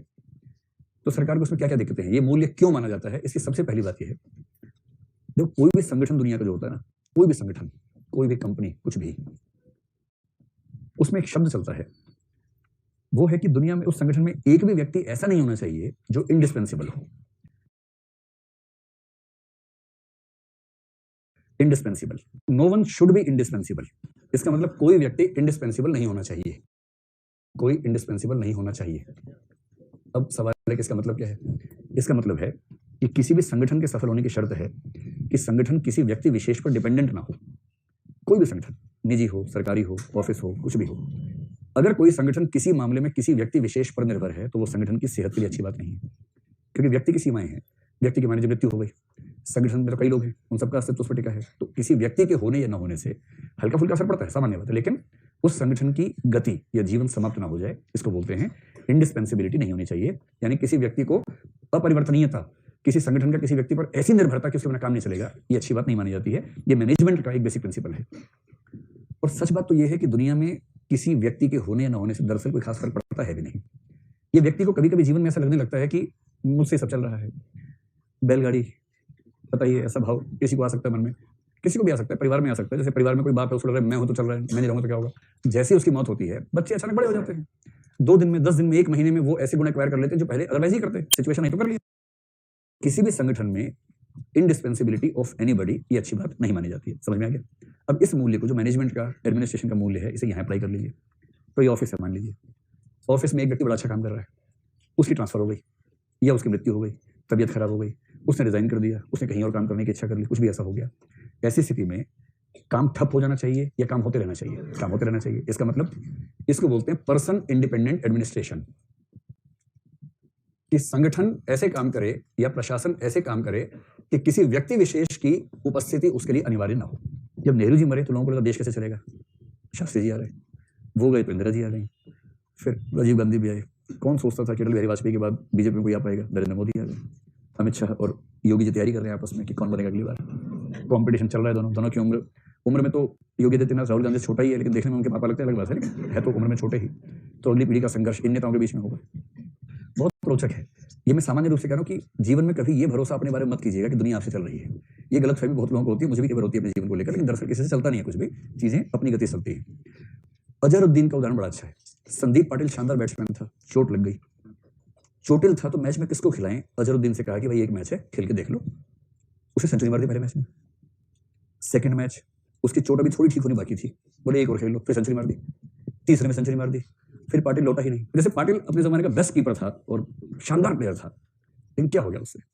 जब सचिन खेल रहा था तब कौन सोच सकता था कि विराट कोहली ऐसा आने वाला है? और विराट कोहली के होते हुए कौन सोचता था कि ये कौन लड़का जो सेंचुरी मार जा रहा है, छक्के मार जा रहा है आजकल? रोहित शर्मा है। तो होता ही ना। सौरभ गांगुली को भी लगता था कि मैं अंतिम महान बैट्समैन भारत का हूँ, अंतिम महान कैप्टन हूँ, टी शर्ट पैसे से उड़ाऊंगा तो महान हो जाऊंगा। अब धोनी के सामने कोई पूछ भी नहीं करता है, ऐसा कैप्टन हो गया। और धोनी इतना महान कैप्टन की धोनी के बाद तो कुछ होगा नहीं, कोहली ने उसके सामने उसको धोखा रख दिया। तो एक अच्छी टीम जैसे भारत की टीम शानदार क्यों है, उसकी एक बड़ी वजह है कि वो पर्सन सेंट्रिक ना होकर के सिस्टम सेंट्रिक है। आईपीएल, रणजी, ये सब ट्रॉफीज काम करती हैं, इनसे नई प्रतिभाएं आती हैं, उनको मौका मिलता है, वो परफॉर्म कर देती हैं, सिस्टम चलता रहता है। व्यक्ति का महत्व होता है जब तक वो सिस्टम में है, उसके बाद नहीं है, नहीं है। तो भारत सरकार मानती है कि प्रशासन ऐसा होना चाहिए जो पर्सन इंडिपेंडेंट एडमिनिस्ट्रेशन हो, और इसलिए ध्यान रखिएगा, इसकी एक पहचान ये है कि जब आप सिविल सेवा में जाएंगे और फाइलों में लिखेंगे, आप हमेशा पैसिव वॉइस में लिखेंगे, एक्टिव वॉइस में नहीं लिखेंगे। अब सोचिए ये क्या होता है, ये तो 8वीं क्लास में था, तब पढ़े होते तो बात ही क्या थी, तब नहीं पढ़ी इसलिए तो यहाँ आए थे। तो डायरेक्ट इंडायरेक्ट की बात नहीं चल रही है, वो अलग होता है। अच्छा वो मिक्स कर दिया, वो अलग होता है। He said I will go, ये डायरेक्ट हो गया। He told that he would go, ये इनडायरेक्ट हो गया। एक्टिव पैसिव का मतलब होता है, एक्टिव में केंद्र में करता है, पैसिव में केंद्र में कर्म रहता है। जैसे I am doing this, active voice है। This work is being done by me, ये पैसिव वॉइस है। Ram is eating apple, active voice. The apple is being eaten by Ram, ये पैसिव वॉइस है। ठीक। मैं कहना चाहता हूं कि, एक्टिव वॉइस। मुझे यह कहने का निर्देश हुआ है कि, पैसिव वॉइस। जिस दिन भारत सरकार को ज्वाइन करेंगे, आपको शुरू में पट्टी पढ़ा दी जाएगी ट्रेनिंग में कि एक्टिव वॉइस में एक वाक्य में नहीं लिखना है। आप फाइलों में नोटिंग सेक्शन में क्या लिखेंगे, I have been directed to inform that, this has been decided that, I have decided नहीं, this has been decided that, यह निश्चित हुआ है कि, मैंने निश्चित किया है नहीं। और ये इसलिए है कि वो व्यक्ति चला भी जाए तो भी फाइलों की भाषा में अंतर ना आए, फाइलों की भाषा से ये पता भी ना चले कि इस दिन इस कुर्सी पे कौन बैठा था। फाइल पे पद का नाम आता है, व्यक्ति का नाम नहीं आता है। क्या लिखा हुआ आएगा, जेएस एडमिन, जेएस एडमिन। उस दिन उस पद पे जो था उसके साइन होंगे। ट्रांसफर हो गया भाई, फाइल आगे चल रही है, फिर से वहां आ गई, अब जेएस एडमिन फिर से लिखेगा, व्यक्ति दूसरा है किंतु साइन वही होगा, जेएस एडमिन। व्यक्ति का नाम नहीं आएगा, व्यक्तिवाचक भाषा का इस्तेमाल नहीं होगा। तो ये आप कहीं कोट करना कर सकते हैं कि प्रशासन की दुनिया की भाषा पैसिव वॉइस या कर्मवाच्य पर आधारित इसलिए होती है ताकि किसी व्यक्ति विशेष की भूमिका ना निर्णयों में व्यक्त हो ना भाषा में व्यक्त हो। ये सरकार का नियम है। आपको ट्रेनिंग में भाषा सिखाई जाएगी, किस भाषा में आपको लिखना है, वो ये भाषा होती है। तो ये मूल्य क्यों है, पहली बात पर्सन इंडिपेंडेंट एडमिनिस्ट्रेशन, पहला मूल्य ये है। दूसरा, आपको पता है कि नॉन पार्टिजनशिप एक वैल्यू है, और नॉन पार्टिजनशिप का मतलब है कि प्रशासक को अपनी राजनीतिक चीजों से मुक्त रहना चाहिए। अगर एनोनिमिटी नहीं होगी तो नॉन पार्टिजनशिप को मैनेज करना मुश्किल हो जाएगा। तो नॉन पार्टिजनशिप के मूल्य को बनाए रखने के लिए एनोनिमिटी का मूल्य व्यावहारिक माना जाता है, क्योंकि वरना क्या होगा कि जो सरकार आई उसने कुछ कैरेक्टर्स को प्रमोट कर दिया, वो झंडे गाड़ने लगे, बहुत नाम हो गया, जनता के मन में यह विश्वास चला गया कि इस पार्टी के साथ इन एडमिनिस्ट्रेटर्स का लिंक है। और ये स्वाभाविक है कि जब भी सरकार चेंज होती है, प्रशासक चेंज होते हैं, ट्रांसफर्स होती हैं। तो अगर प्रशासक बहुत फेमस होंगे अपने नाम से किसी सरकार के शासनकाल में, तो लिंक बनने लगता है जनता के दिमाग में, उसकी जरूरत क्या है। तीसरी बात, प्रशासक क्यों प्रशासक बना है, जनता ने उसको नहीं बनाया है, जनता ने वोट डाला, सरकार को चुना। प्रशासक का सिलेक्शन सरकार ने किया सरकार की नीतियों को इंप्लीमेंट करने के लिए। इसलिए नीतियां अच्छी हैं तो नाम सरकार का होना चाहिए, नीतियां बुरी हैं तो आलोचना सरकार की होनी चाहिए। लोकतंत्र में, मल्टीपल पार्टी डेमोक्रेसी में, जहां सरकार की अपने आप में विचारधारा नहीं है, संविधान वो अलग बात है, पार्टियों की विचारधारा है, सरकार किसी पार्टी की है, तो ज्यादा अच्छा ये होता है कि निंदा और प्रशंसा जो भी हो वो सरकार की हो, पॉलिटिकल पार्टी की हो, न कि किसी प्रशासक की हो। इसको यूं समझें कि जैसे आप कल को कलेक्टर बन गए, आपके ऑफिस में बहुत लोग काम करते हैं, एक एजुकेशन ऑफिसर है, एक हेल्थ ऑफिसर है, सीएमओ है, चीफ मेडिकल ऑफिसर, सब काम कर रहे हैं, आप सबसे काम करवा रहे हैं। कुछ पियोन भी अच्छा काम कर रहे हैं ऑफिस में, और अखबार में पियोन के बारे में छपता है कि ये पियोन बहुत महान है, बहुत महान पियोन है। आप कह रहे हो वाह बेटा, काम मैं करवा रहा हूँ, क्रेडिट मैं कर रहा हूँ, पॉलिसी मैं बना रहा हूँ, उसके हिसाब से काम करते हैं, नाम से छाप दिया आपने। किसका नाम छपना चाहिए, आपका छपना चाहिए, क्योंकि आपने एक ऐसा सिस्टम बनाया जिसमें सब लोग ठीक काम कर रहे हैं। इसलिए जब भी जिले में कुछ भी गलत होगा, ट्रांसफर किसका, कलेक्टर का, एसपी का, क्योंकि एसपी वहां थोड़ा था मौका वारदात पे कि जो गलत काम करवा रहा था। लेकिन एक सिंबॉलिक बात है कि आलोचना प्रशंसा उसकी होगी जो हेड होगा। इसी प्रकार से लोकतंत्र में जो सरकार चलाता है, प्रशंसा आलोचना का अधिकारी वो है, न कि कोई इंडिविजुअल जो नौकरी करता है वो होना चाहिए। इन 2-3 वजहों से एनोनिमिटी का मूल्य भारत सरकार ठीक से फॉलो करती है। इसकी एक वजह और भी है कि अगर इसको ना करें ना, तो इससे नेताओं और अधिकारियों में संघर्ष का खतरा बढ़ जाता है। नेता अधिकारी संघर्ष, और कई अधिकारी इसी बात से प्रसन्न रहते हैं कि उनका नाम बहुत ज्यादा, क्योंकि नेताओं को पीटा उन्होंने। कई पुलिस वाले एक एमएलए को पीट दिया, रातों रात महान हो जाते हैं कि एमएलए को पीटा है, एमएलए साहब को पीटा है, इसने कमाल कर दिया है। अब नाम का भूख इसको भी, नाम की भूख इसको भी है। एमएलए ने बहुत सारे काम किए नाम के लिए, एमएलए को ही पीट दिया और प्रसिद्ध हो गया। उस प्रसिद्धि की भूख में क्या होता है कि क्लैश होता है पॉलिटिकल एग्जीक्यूटिव में और ब्यूरोक्रेटिक या एडमिनिस्ट्रेटिव एग्जीक्यूटिव में क्लैश होने लगता है। इसलिए वर्तमान स्थिति क्या है, सामान्यतः ठीक स्थिति है। सामान्यतः ये मूल्य भारतीय ब्यूरोक्रेसी ठीक से मानती है, और ठीक से मानने की वजह क्या है, civil service conduct rules. Civil service conduct rules में एनोनिमिटी के लिए प्रावधान है, तो लोग मानते भी हैं, सामान्य रूप से ठीक चलता है, कोई दिक्कत है नहीं। लेकिन हाल ही में जब से आ गया है सोशल मीडिया, सोशल मीडिया आने के बाद से चीजें थोड़ी सी बिगड़ गई हैं। क्योंकि सोशल मीडिया को सीधे सीधे सिविल सर्विस कंडक्ट रूल्स में खारिज नहीं किया गया है। तो आजकल क्या कल्चर चल रही है? एक कल्चर है पॉपुलिज्म। पॉपुलिज्म को हिंदी में क्या बोलेंगे? लोकप्रियतावाद। तो सिविल सेवा के अधिकारियों में लोकप्रिय होने की भूख आजकल थोड़ी सी बढ़ती हुई दिखती है। पॉपुलिज्म, हीरोइज्म, इस तरह के भाव। और इसमें मुख्य रूप से कौन से प्लेटफॉर्म पे दिखता है? फेसबुक पे दिखता है, और किस पे? इंस्टाग्राम पे दिखता है। अब तो यूट्यूब भी आ गया है, सही बात है। टिकटॉक पे भी हाँ कुछ लोग आगे थे भी, जिनकी फिर सस्पेंड हो गए थे। वो गुजरात में थी ना लड़की पुलिस वाली, जिसने टिकटॉक पे बनाया था, फिर सस्पेंड हो गई थी। तो अब इन सब प्लेटफॉर्म की वजह से क्या होता है कि पॉपुलिज्म का भाव ज्यादा आता है। अब इसमें आप नाम मत लिखना किसी का, उस आईएएस को देखो ऐसे करता है, उस आईपीएस को देखो, ये नहीं करना है। तो केवल सांकेतिक रूप से बताएं कि ऐसा हो गया है। अब इसकी वजह से क्या होता है? एक तो ये है कि जो प्रशासन है पर्सन इंडिपेंडेंट रह नहीं गया, मानी भी बहुत पॉपुलर हो गया, और सीएम को लगे कि अच्छा अधिकारी है, दूसरे जिले में दिक्कत ज्यादा, वहां ट्रांसफर कर दें। सीएम के हाथ में ट्रांसफर करने की पावर नहीं रहती। ट्रांसफर ऑर्डर आया नहीं कि पूरा जिला सड़क पे आ जाता है, क्योंकि वो इतना बड़ा हीरो है फेसबुक की वजह से। तो ये सरकार की शक्ति कम होती है। और सबसे बड़ा खतरा क्या है? जो अच्छे अधिकारी हैं वो तो चुपचाप गुमनामी में काम करते हैं। मतलब कुछ दिन पहले कैसा अनुभव मुझे हुआ इस चीज का, गुमनामी में काम कैसे करते हैं लोग। पिछले साल हमने एक योजना बनाई 2 किताबें छापने की अपने प्रकाशन से। एक किताब थी भारत के सबसे शानदार 20 आईएएस ऑफिसर, और दूसरी थी सबसे शानदार 20 आईपीएस ऑफिसर। ये 2 किताबों की योजना बनाई, एक टीम तैयार की। और आईपीएस में हमने जानबूझ के ना कम से कम 10 साल की सीनियोरिटी मिनिमम रखी, क्योंकि उससे कम में मेरे बहुत सारे स्टूडेंट्स आ रहे थे, उनके अंदर कॉम्पिटिशन हो जाता है कि हमारा नाम आना चाहिए इसमें। तो हमने जानबूझ के उनकी रेंज स्टाफ दी कि उसके बाद ही लेंगे, सीनियर लोगों को लेंगे। तो मैंने अपने बहुत सारे दोस्तों से जो आईपीएस उनसे पूछा कि यार तुम एक काम करो, भारत के सबसे महान 20 आईपीएस की लिस्ट भेजो अपने हिसाब से, जो तुम्हें लगता हो। 20-25 लोगों से लिस्ट मंगवा के उनका एलसीएम निकाल लिया हमने फाइनली, और एलसीएम निकाला जो लिस्ट बनी उसको हमने मान लिया कि सबसे महान 20 आईपीएस ऑफिसर ये है। अब उनमें 1-2 ऐसे आईपीएस आ गए जो पॉपुलिस्ट कल्चर वाले हैं, तो हमने मान लिया कि महान होंगे, तो ऐसा क्या है। फिर उन सबके इंटरव्यूज लिए हमारी टीम ने, जैसे कोई डीजीपी रहा कहीं का, तो उनसे टाइप करके उनका इंटरव्यू 2-3 घंटे का हुआ, फिर उसके बेस पे लिखा गया उनके बारे में। पूरी किताब तैयार हो गई, वो तैयार होकर मेरे पास रखी है, छपी नहीं है, छपेगी भी नहीं, क्योंकि इस बात में इतना झगड़ा है कि सबसे महान 20 कैसे मान लिया आपने इनको। जिसका नाम नहीं आया उन सबको लग रहा है कि आपने तो पॉपुलिज्म को बेस बना लिया। सबसे महान तो वो चुपचाप काम कर रहे थे जैसे हम। ये तो बड़बोले आईपीएस हैं, तो बड़बोलों को आपने महत्व दिया, असली काम को महत्व नहीं दिया। और 2-3 सीनियर आईपीएस लोगों ने मैसेज किया, फोन किया, जिसका भाव ये था कि 20 का 25 कर लो। ऐसा क्या है भाई, 25 कर लो। तो मुझे लग गया कि इसमें पोटेंशियल सेट इतना ज्यादा है कि मेरी किताब छप गई तो 20 होंगे खुश और 300 हो जाएंगे नाराज। कि जो पॉपुलिस्ट काम कर रहे थे उनका महत्व आपने ज्यादा माना, और जिन्होंने कंस्ट्रक्टिव, क्रिएटिव, इनोवेटिव काम किए लेकिन पॉपुलिज्म के शिकार नहीं थे, उनको आपने महत्व नहीं दिया। और ये आरोप सही हो भी सकता है, क्योंकि हम कैसे जाने उस चीज को, हमें पता भी नहीं है। तो इससे हो क्या रहा है कि जो अच्छे अधिकारी गुमनामी में काम कर रहे हैं उनके अंदर एक सेंस ऑफ फ्रस्ट्रेशन पैदा होनी शुरू हो गई है। मतलब मैं कई बार फील करता हूं जैसे कोई आईपीएस आईएएस बैठा है, बात होते थे किसी आईपीएस का जिक्र आया, और क्योंकि मैंने फेसबुक पे देखा है, यूट्यूब पे देखा, मेरे मुंह से निकला कि हाँ यार बड़ा अच्छा काम कर रहा है, देखा यूट्यूब पे, तो सामने वाले का मुंह ऐसा बनता है उस समय, क्या अच्छा काम कर रहा है, खाली पॉपुलिस्ट है, यूट्यूब पे डाल देता है, शर्म नहीं आती कब को, अरे कुछ काम नहीं कर रहा है सर, क्या मतलब सर, कोई काम नहीं कर रहा है। अब इसको ईर्ष्या कहें, असूया कहें, क्या कहें पता नहीं, लेकिन जो भी है पॉपुलिस्ट हाँ स्वभाव भी है, लेकिन कई बार उनमें से कुछ लोग बहुत ठोस बेसिस पे कहते हैं, ऑब्जेक्टिविटी से बात कहते हैं, केवल राय के रूप में नहीं कहते। वो कहते हैं कि काम इसने इतना किया, इसको इतना बढ़ा के दिखा दिया। कई लोग इनसे बेहतर काम कर रहे हैं पर वो साइलेंटली काम करते हैं, एनोनिमिटी के मूल्य को मानते हैं। अब जो सिविल सर्विस वैल्यू को मान रहा है उसमें फ्रस्ट्रेशन है, जो उसका खुल्लम खुला उल्लंघन कर रहा है वो एकदम प्रसिद्ध हो गया है। तो हमारी ज्यादा चिंता इनका प्रसिद्ध हो जाना नहीं है, हमारी ज्यादा चिंता जो एनोनिमिटी के मूल्य को मानते हैं उनमें फ्रस्ट्रेशन का पैदा होने की चिंता है। और इसलिए कोई आपसे पूछे आपका सुझाव क्या है, तो सुझाव सिंपल सा है कि सबसे पहले सिविल सर्विसेज कंडक्ट रूल्स में अमेंडमेंट किया जाना चाहिए, और सोशल मीडिया के प्लेटफॉर्म से भी एनोनिमिटी को मेंटेन करने का प्रावधान आना चाहिए।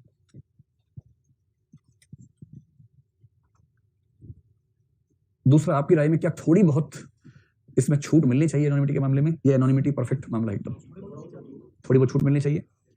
तो आप कह सकते हैं कि इस मामले में थोड़ी बहुत छूट मिलेगी तो अच्छा होगा, क्योंकि एक सिविल सेवक को अच्छा काम करने की प्रेरणा मिलती है यदि सामाजिक सम्मान बढ़ता है। तो थोड़ी बहुत छूट अगर मिल जाए, और इसलिए मत पूछना कि क्योंकि मैं बनने वाला हूं तो थोड़ा स्कोप, ऐसे नहीं, छूट मिलनी चाहिए, क्योंकि जब सामाजिक सम्मान मिलता है तो उससे मोटिवेशन हाई होता है, और उस मोटिवेशन से अधिकारी और बेहतर काम करने के लिए प्रेरित होता है। इस सेंस में एनोनिमिटी से थोड़ी बहुत छूट मिल जाए तो बुरी बात नहीं है, इस पर सरकार को सोचना चाहिए। चलिए, एनोनिमिटी हो गई, और भी कुछ बचा है? डिसिप्लिन आप लोगों को सिखाऊं? चलो, आपके तो अंदर आत्मसात हो गया मूल्य वाला। आओ भैया डिसिप्लिन पे आओ।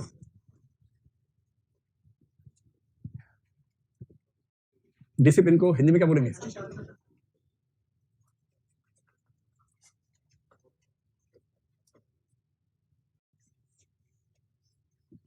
डिसिप्लिन यानी कि अनुशासन। छोटा सा है, एक दो बातें इसके बारे में पता रहेंगी तो बात खत्म हो जाएगी। सबसे पहली बात, ये क्या होता है?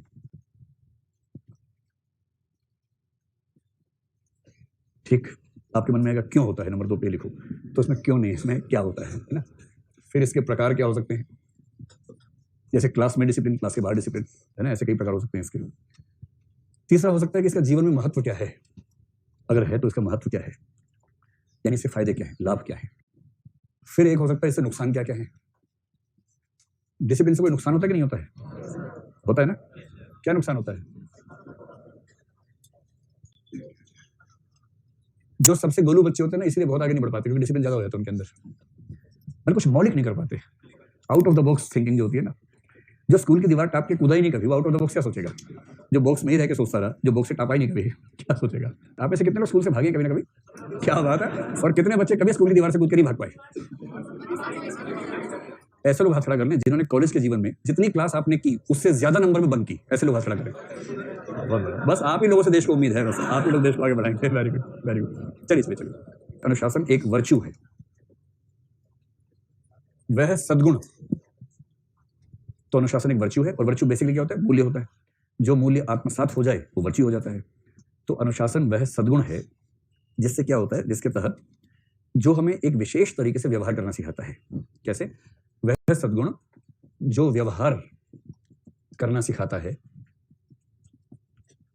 कैसा व्यवहार करना सिखाता है, वह व्यवहार जो नियमों, रूल्स हैं, रेगुलेशंस हैं, एक्सपेक्टेशंस हैं, और जो भी कानून है, जो नियमों, कानूनों, और क्या शब्द हो सकता है, प्रोसीजर को क्या बोलते हैं, प्रक्रिया, जो नियमों, कानूनों और प्रक्रियाओं से सुसंगत हो। अब इसको आप परिभाषा में जब लिखेंगे तो क्रम थोड़ा बदलेंगे। वह सद्गुण जो नियमों, कानूनों, प्रक्रियाओं से सुसंगत व्यवहार करना सिखाता है, वह सद्गुण अनुशासन कहलाता है। बस सो सिंपल। डिसिप्लिन इतना ही है कि कुछ नियम हैं जिनको फॉलो करते हैं रिगरसली, कुछ कानून है आप उनको ठीक से फॉलो करते हैं, कुछ प्रोसीजर्स हैं उनको ठीक से फॉलो करते हैं, तो आप अनुशासन में हैं। सिंपल, ठीक। अनुशासन में जो व्यवहार है उस व्यवहार में दोनों पक्ष होते हैं। व्यवहार का मतलब है कुछ करना और कुछ न करना, दोनों चीजें। यानी नियमों के तहत करेंगे, और नियम ये भी बताते हैं क्या नहीं करना है। नियम अगर बताता है कि ये नहीं करना है तो वो नहीं करेंगे। तो व्यवहार के दोनों पक्ष हैं, जो कृत्य में व्यक्त होगा वो भी, और जो कृत्य में व्यक्त नहीं होगा यानी कि अकृत्य होगा वो भी। दोनों प्रकार के व्यवहार इसमें शामिल है। स्पष्ट हुआ, ठीक है भाई। ये हो गया अनुशासन का मतलब। अब देखो अनुशासन के प्रकार कौन कौन से हैं। अनुशासन के प्रकार सबसे सामान्य 2 माने जाते हैं, और अगर आप 2 आधारों पर देखना चाहें, जबरदस्ती करना चाहें तो 4 मान सकते हैं। जो पहला आधार सबसे सामान्य आधार है, एक होता है सेल्फ डिसिप्लिन। सेल्फ डिसिप्लिन, इसे क्या बोलेंगे, स्व अनुशासन, स्व अनुशासन या आत्म अनुशासन। आत्म अनुशासन भी चलता है, प्रसिद्ध शब्द है। और दूसरा होता है इम्पोज्ड डिसिप्लिन। आप कहने के लिए कह सकते हैं पर अनुशासन।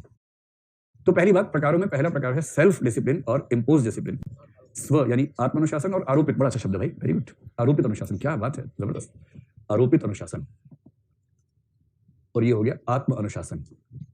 ठीक है, तो ये बताइए कि व्यक्ति के जीवन की शुरुआत में से कौन सा होता है। तो प्रायः बचपन में सिखाया जाता है, तो वो होता है आरोपित अनुशासन। और ये सिखाने के 2 ही तरीके, स्टिक एंड कैरेक्ट। तो स्टिक एंड कैरेक्ट, तो मतलब थोड़े टॉफी दे दी बच्चों को, जिसने अच्छा किया ताली बजवा दी, जिसने खराब किया उसको लगा दी 2-4 झापड़ मुक्के मार दिए। तो इससे बच्चे मुर्गे बनते बनते इंसान बन जाते हैं। इस भाव से ये सब किया जाता है। ठीक है, एक उम्र के बाद, देखिए बहुत छोटे बच्चे में सेल्फ डिसिप्लिन अगर है तो बहुत चिंता की बात है। और मैं इसलिए बार-बार गोलू बच्चों को बहुत विरोध करता हूँ। गोलू वो है जो बचपन से ही अनुशासित हो जाता है, आत्म अनुशासित हो जाता है। सेल्फ डिसिप्लिन कैसे आता है, इसे महात्मा गांधी और मार्क्स दोनों ने एक कंसेप्ट दिया है। इस कंसेप्ट का इस्तेमाल कहीं करना हो तो जीवन में कर लीजिएगा। इसको बोलते हैं एनलाइटेंड सेल्फ इंटरेस्ट। अब ये मत कहना बड़ा लिखो, इससे बड़ा नहीं हो सकता। Enlightened, ENLIGHTENED, enlightened, enlightened self interest. इसके लिए हिंदी में जो शब्द चलता है वो है प्रबुद्ध स्वहित। आपने एक शब्द सुना है, अराजकतावाद, अनार्किज्म। अनार्किज्म वो विचारधारा है जिसके लोग मानते हैं कि राज्य को होना ही नहीं चाहिए। राज्य, शासन तंत्र, व्यवस्था, ये सब बकवास चीजें हैं, ये सब नहीं होनी चाहिए। तो उनसे, जैसे महात्मा गांधी अनार्किस्ट हैं, कार्ल मार्क्स अनार्किस्ट है, दोनों अनार्किस्ट लोग हैं। मार्क्स हिंसा के माध्यम से राज्य को खत्म करना चाहता है, गांधी जी शांति से खत्म करना चाहते हैं, लेकिन दोनों मानते हैं कि राज्य को नहीं होना चाहिए। और राज्य क्यों ना हो उसके तर्क दोनों के अलग अलग हैं। मार्क्स मानता है कि राज्य शोषक वर्ग के हाथ की कठपुतली है, वो शोषण बढ़ाता है। महात्मा गांधी मानते हैं कि राज्य व्यक्ति की जो आत्मिक स्वाधीनता है उसको बाधित करता है, इसलिए राज्य नहीं होना चाहिए। लेकिन दोनों में एक बात की सहमति है, क्योंकि हम सोचते हैं कि राज्य के बिना काम कैसे चलेगा, जब पुलिस नहीं होगी, सेना नहीं होगी, सरकार नहीं होगी, काम कैसे चलेगा, नियम कैसे काम करेंगे। इसका उत्तर दोनों के पास एक ही है, दोनों के पास, सबके पास एक ही, जो भी अनार्किस्ट हैं, वो ये है इसको वो एग्जाम्पल लेते हैं ह्यूमन बींग्स का, और वो एग्जाम्पल आप अपने जीवन से भी देख सकते हैं। आप में से कुछ बच्चे ऐसे जरूर होंगे जिनको बचपन में पढ़ाना उनके माँ बाप के लिए एक जटिल और श्रमसाध्य कार्य रहता होगा। छठी का दूध याद आ जाता होगा पेरेंट्स को बच्चों को पढ़ाने में, होमवर्क करवाने में। कितने बच्चे ऐसे हैं आप में से जिन्होंने पेरेंट्स को छठी का दूध याद दिलाया? हाँ हाँ, बहुत बढ़िया। पढ़ाने के लिए बिठाया तो मुंह लटका के बैठ गए, किताब सामने रखी है, ऐसे ऐसे कर रहे हैं, लो पढ़ा लो। पेरेंट्स तो आपको और किताब को प्रकाश की उपस्थिति में आमने सामने ला सकते हैं मैक्सिमम, इससे ज्यादा क्या कर लेंगे? दिमाग के अंदर जाएगा नहीं तो आप डिसाइड करेंगे, आप कहेंगे ले दिमाग के अंदर भेज के दिखाओ, बिठा लो सामने, किताब के सामने, दम है तो कोई बात अंदर चली जाए मेरे। अब इससे तुलना कीजिए आज की। तो जो बच्चे बचपन में पढ़ने को लेकर एकदम तैयार नहीं होते थे, पेरेंट्स की पिटाई और तोड़ाई आदि के बाद ही काम करते थे, अब वो लोग जब पढ़ते हैं तो उनको किसी बाहरी नियंत्रण की जरूरत नहीं है, अपने आप पढ़ते हैं, 12-12 घंटे पढ़ते हैं। जिस दिन न पढ़ पाए तनाव में आ जाते हैं, कोई दोस्त डिस्टर्ब करे परेशान हो जाते हैं, और वो चाहते हैं कि उनकी पढ़ाई के बीच में कोई ना आए। इसका मतलब सिर्फ इतना हुआ कि पहले उनको अपने हित की सही पहचान नहीं थी। पेरेंट्स ये तो कह रहे थे कि बेटा पढ़ लो, पढ़ाई काम आएगी, लेकिन तब बच्चा नहीं समझता, उसको लगता है अजीब टाइप के लोग हैं, सारा मजा आ रहा है खेलने में, कह रहे पढ़ाई काम आएगी, तो बच्चा नहीं समझ पाता इस बात को। लेकिन अब आपको रियलाइज हो गया कि दरअसल पढ़ाई काम आएगी ठीक से, और जैसे ही प्रबुद्ध होकर आपने अपने हित को पहचान लिया, बाहरी अनुशासन की, आरोपित अनुशासन की जरूरत खत्म हो गई, आप आत्म अनुशासन की स्थिति में आ गए। अब पेरेंट्स उल्टा बोलते होंगे कि बेटा इतना मत पढ़ो, आंख के नीचे झाई पड़ जाएगी बेटा, शादी नहीं होगी बेटा, कम पढ़ो बेटा, लाइट ठीक रखो बेटा, 8 घंटे काफी है बेटा, इतना मत पढ़ो, पढ़ पढ़ के दुबली हो गई हो बेटा। अब पेरेंट्स ये बोलते होंगे, क्योंकि पहले चिंता थी कि पढ़ नहीं रही है, अब चिंता है कि छोड़ दे रही किताब को, क्योंकि अब आप प्रबुद्ध स्वहित के बिंदु पर आ गए। बात समझ में आ गई? जब व्यक्ति में प्रबुद्ध स्वहित की पहचान आ जाती है, और जैसे ये शब्द लिखो, जिक्र कर देना कि महात्मा गांधी ने कहा है कि जब व्यक्ति को प्रबुद्ध स्वहित की पहचान हो जाती है तो उसके अंदर आत्म अनुशासन अपने आप विकसित हो जाता है, सेल्फ डिसिप्लिन। इससे सेल्फ डिसिप्लिन लाने के लिए केवल एक सेंस ऑफ अंडरस्टैंडिंग, एक समझदारी की जरूरत है। व्यक्ति को समझ में आ जाए कि ये काम मेरे पेरेंट्स के हित में नहीं है, मेरे हित में है, ये मेरे टीचर के हित में नहीं है, ये मेरे हित में है। और जैसे ही ये समझ में आता है कि मेरे हित में है, आमतौर पर व्यक्ति अनुशासित हो जाता है। इसी को कहते हैं मैच्योरिटी। मैच्योरिटी के 50 लक्षणों में से एक ये भी है कि ये समझ में आ जाए कि जिस बात पर पेरेंट्स बल दे रहे थे उसका फायदा उनको नहीं मिलेगा, मुझे मिलेगा। ये रियलाइज होता है, अनुशासन आता है। दूसरे स्तर पे कहना हो तो आप कह सकते हैं, एक होता है डिसिप्लिन पर्सनल लाइफ में, एक होता है प्रोफेशनल लाइफ में। तो डिसिप्लिन इन पर्सनल लाइफ, निजी जीवन में अनुशासन, और डिसिप्लिन इन प्रोफेशनल लाइफ, व्यावसायिक जीवन में अनुशासन। पर्सनल लाइफ के अनुशासन का मतलब क्या हुआ? जैसे सुबह कितने बजे उठना है, आप लोगों का उठने का समय फिक्स रहता है या रोज रैंडम चलता है? फिक्स रहता है ना, कि एक टाइम फिक्स है, सुबह 5 बजे या सुबह 6 बजे, जो भी है, बेशक सुबह 11 बजे, लेकिन फिक्स है। अगर फिक्स रहता है तो डिसिप्लिन होगा। ऐसे ही भोजन को लेकर नियम, कि भोजन का समय, भोजन की मात्रा, भोजन की गुणवत्ता, कि सात्विक भोजन करना, सात्विक करना है, मुर्गा और ये सब नहीं खाना है, सात्विक भोजन करना है, चटपटा नहीं खाना है, चाट पकौड़े नहीं खानी, मिर्च नहीं खानी है। सबसे मुश्किल है पढ़ाई संबंधी नियम, पढ़ाई का टाइम टेबल। तो जो व्यक्ति उठना, सोना, भोजन, भोजन की गुणवत्ता वगैरह, और इन सब के बाद एक चीज और जीवन में है, वो है एक्सरसाइज करना, शारीरिक श्रम। और शारीरिक श्रम के अलावा एक होता है, अगर किसी को योग या प्राणायाम या ध्यान आदि का भी नियम है, रोज आधा घंटा ध्यान रखना है, आंख बंद करके ध्यान में डूब जाना है। कुछ लोगों के डिसिप्लिन में एक होता है पूजा पाठ का नियम, रोज सुबह सुबह ठंडे पानी से नहा के आधे घंटे ईश्वर का नाम लेना है। तो ये कौन सा है? पर्सनल लाइफ में अनुशासन है। प्रोफेशनल लाइफ में क्या है? प्रोफेशनल लाइफ में पहला है टाइम, यानी पंक्चुअलिटी, सही समय पर ऑफिस पहुंचना। दूसरा एफिशिएंसी इन वर्क, जितने समय के लिए काम करने के लिए नौकरी पर रखा गया है उतने समय तक ठीक से प्रभावी तरीके से काम करना, एक एक क्षण का उपयोग ठीक से करना। एफिशिएंसी इन वर्क, कार्य में प्रभावी तरीके से कार्य करना, ऐसा कह सकते हैं। तीसरा जो प्रोसीजर्स हैं, एक होता है सरकारी नौकरी में थ्रू प्रॉपर चैनल, सब चीजें प्रॉपर चैनल से होनी चाहिए। तो प्रोसीजर, प्रक्रियाओं के संबंध में जो नियम वगैरह हैं उनका पालन ठीक से करना। फिर जो बाकी रूल्स रेगुलेशन से, कंडक्ट रूल्स ध्यान रख लीजिए, कोड ऑफ कंडक्ट जो होता है ना, सिविल सर्विस कंडक्ट रूल्स मैंने बताया। कंडक्ट रूल्स क्या है? जो आचरण संबंधी, नैतिकता संबंधी नियम है वो सब। तो ऑफिस में इन सबको फॉलो करना, ठीक, इन सबको फॉलो करना, इसको बोलेंगे डिसिप्लिन इन ऑफिशियल लाइफ। चलिए, इसके बाद इसका महत्व क्या है, इसका फायदा क्या क्या है? इसका फायदा क्या होता है देखिए, इसको हम पर्सनल प्रोफेशनल बांट के देखते हैं, ऐसे देख लेते हैं क्या क्या फायदे होते हैं। ठीक है, डिसिप्लिन का पहला फायदा है कि प्रोडक्टिविटी बढ़ जाती है। जल्दी से बताओ हिंदी में क्या बोलेंगे इसको? उत्पादकता, क्योंकि आप नियमबद्ध तरीके से काम करते हैं, इसलिए आपकी एफिशिएंसी, प्रोडक्टिविटी, समय आपको ठीक से मिलता है, फिर प्रभावी तरीके से काम हो पाता है। तो कुल मिला के उत्पादकता, चाहे पर्सनल लाइफ हो चाहे प्रोफेशनल लाइफ हो, दोनों में बढ़ जाती है। पर्सनल लाइफ में इसका एक बेनिफिट होता है हेल्थ के स्तर पर, जिसका रूटीन फिक्स है। रूटीन की वजह से आमतौर पर ऐसा मानते हैं कि हेल्थ ठीक रहती है, क्योंकि आपको पता ही है कि एक बायोलॉजिकल क्लॉक काम करती है।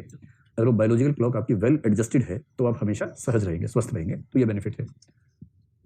ऑफिस की लाइफ में इसका एक फायदा हो सकता है कि जो वर्क कल्चर है ऑफिस की, ऑर्गेनाइजेशनल कल्चर है, वो कल्चर अपने आप में प्रमोट होती है।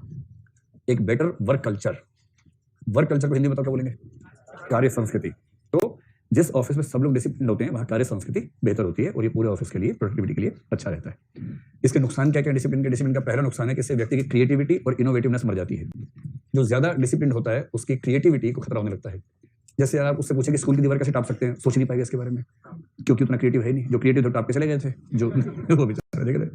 तो क्रिएटिविटी और इनोवेटिवनेस, इसको यूं समझें, आपको जाना इंटेलिजेंस में क्या कहा था कि हमारे जो न्यूरॉन्स के पास में फिक्स हो जाते हैं। जो डिसिप्लिन में रहेगा वो आमतौर पे एक जैसा काम दोहराएगा, जो हमेशा एक ही तरह से काम करेगा उसके न्यूरॉन्स के पास फिक्स हो जाएंगे। और न्यूरॉन्स का पास फिक्स होने का मतलब है कि किसी नए रूट से न्यूरॉन्स ट्रेवल करे, संभावना कम होगी।